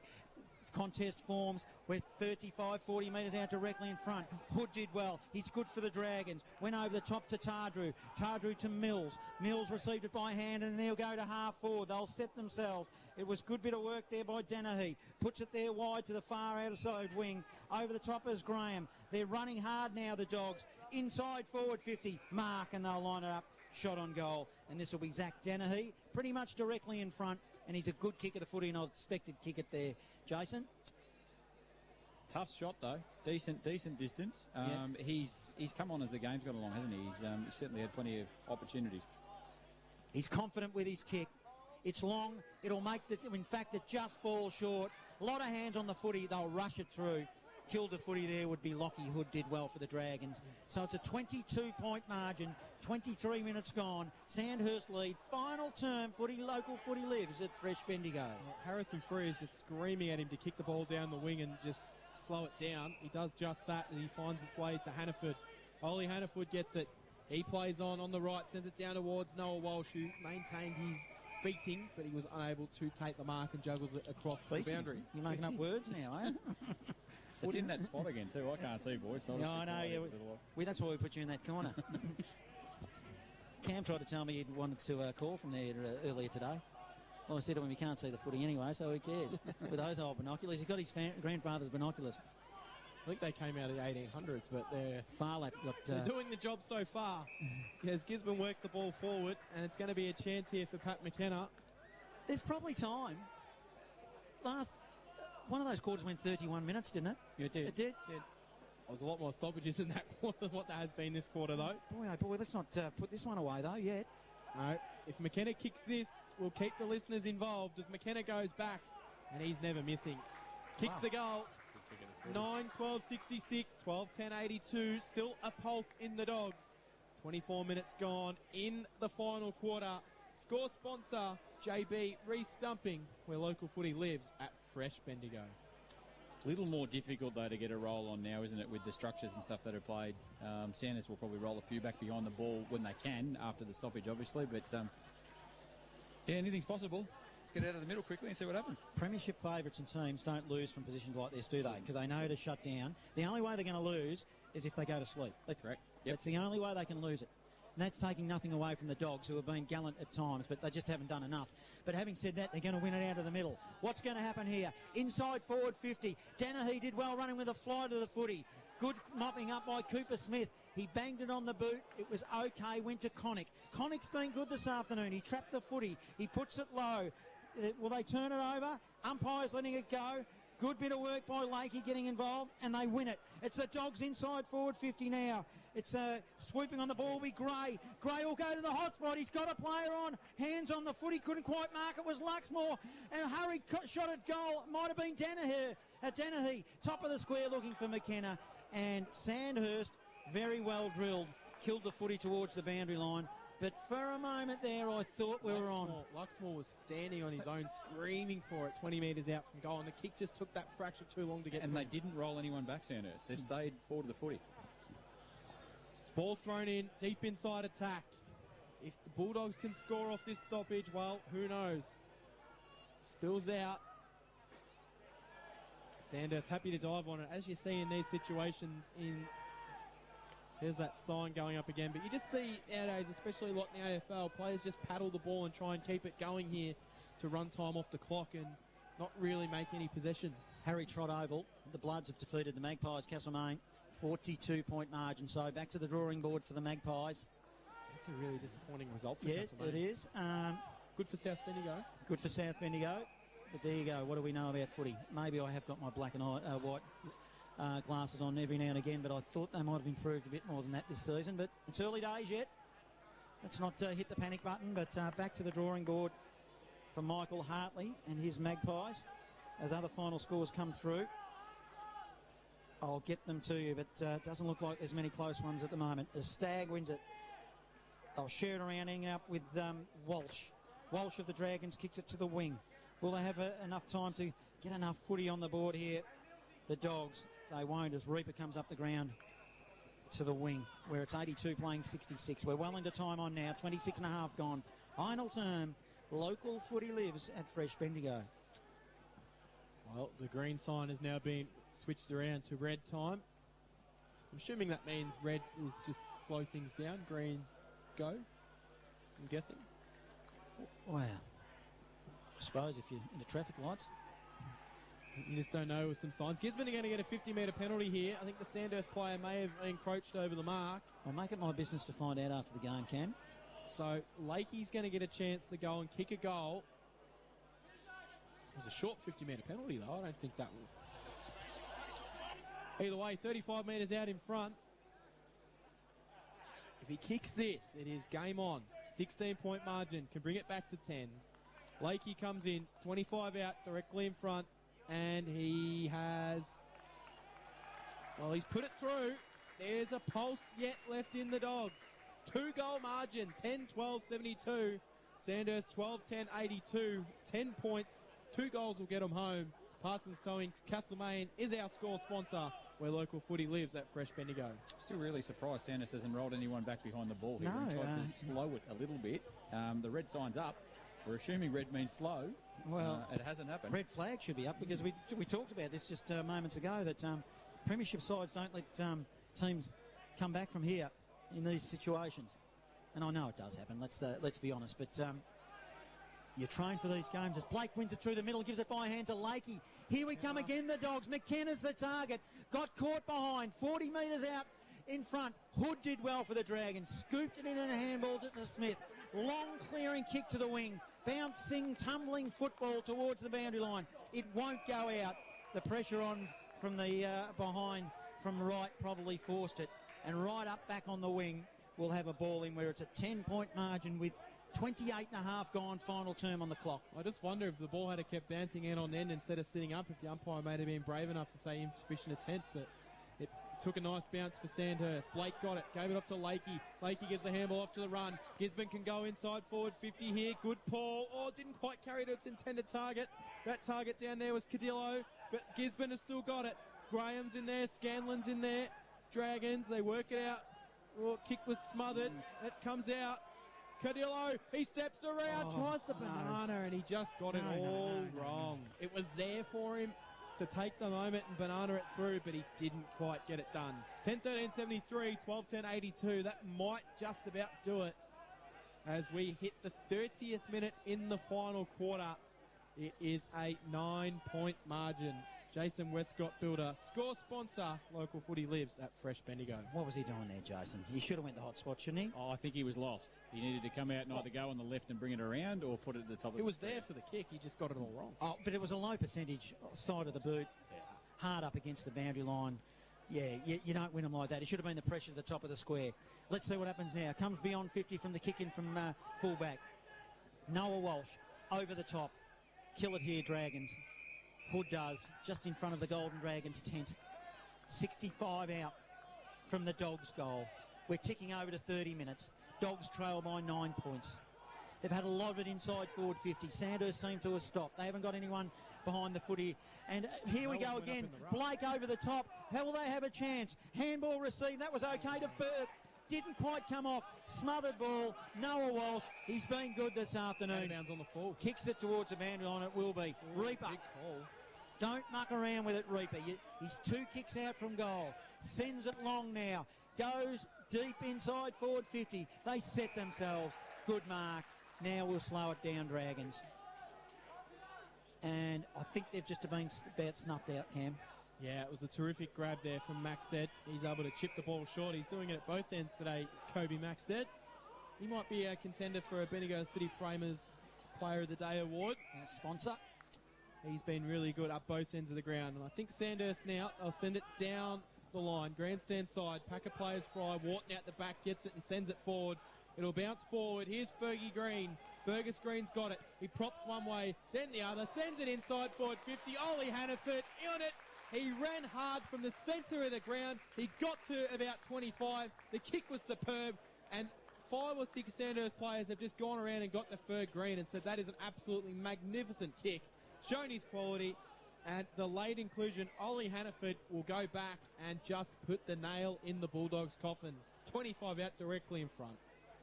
Reward for a bit of gut running to get into that position too.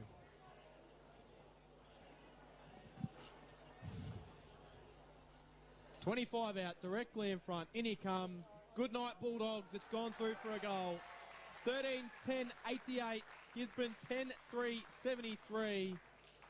And Hannaford kicks his first goal, the late inclusion, who's had a good game this afternoon. Score sponsor, Bendigo City Framers, where local footy lives at Fresh Bendigo. You don't blame Gisborne for trying to throw numbers forward of the footy. Max did really well to take that mark back there, but Gisborne trying to win the game, opened up out the back because they're trying to win the game. So, yeah, you can't blame them for that. They had the chances, don't you think? They had the chances, yeah, absolutely. That little, getting back to that little dinky kick is, you know, should have been a centering ball there for Gisborne. But we're back in the middle now. Up they go in the ruck. It'll be Blake. He was against Sexton. Sexton's been pretty good.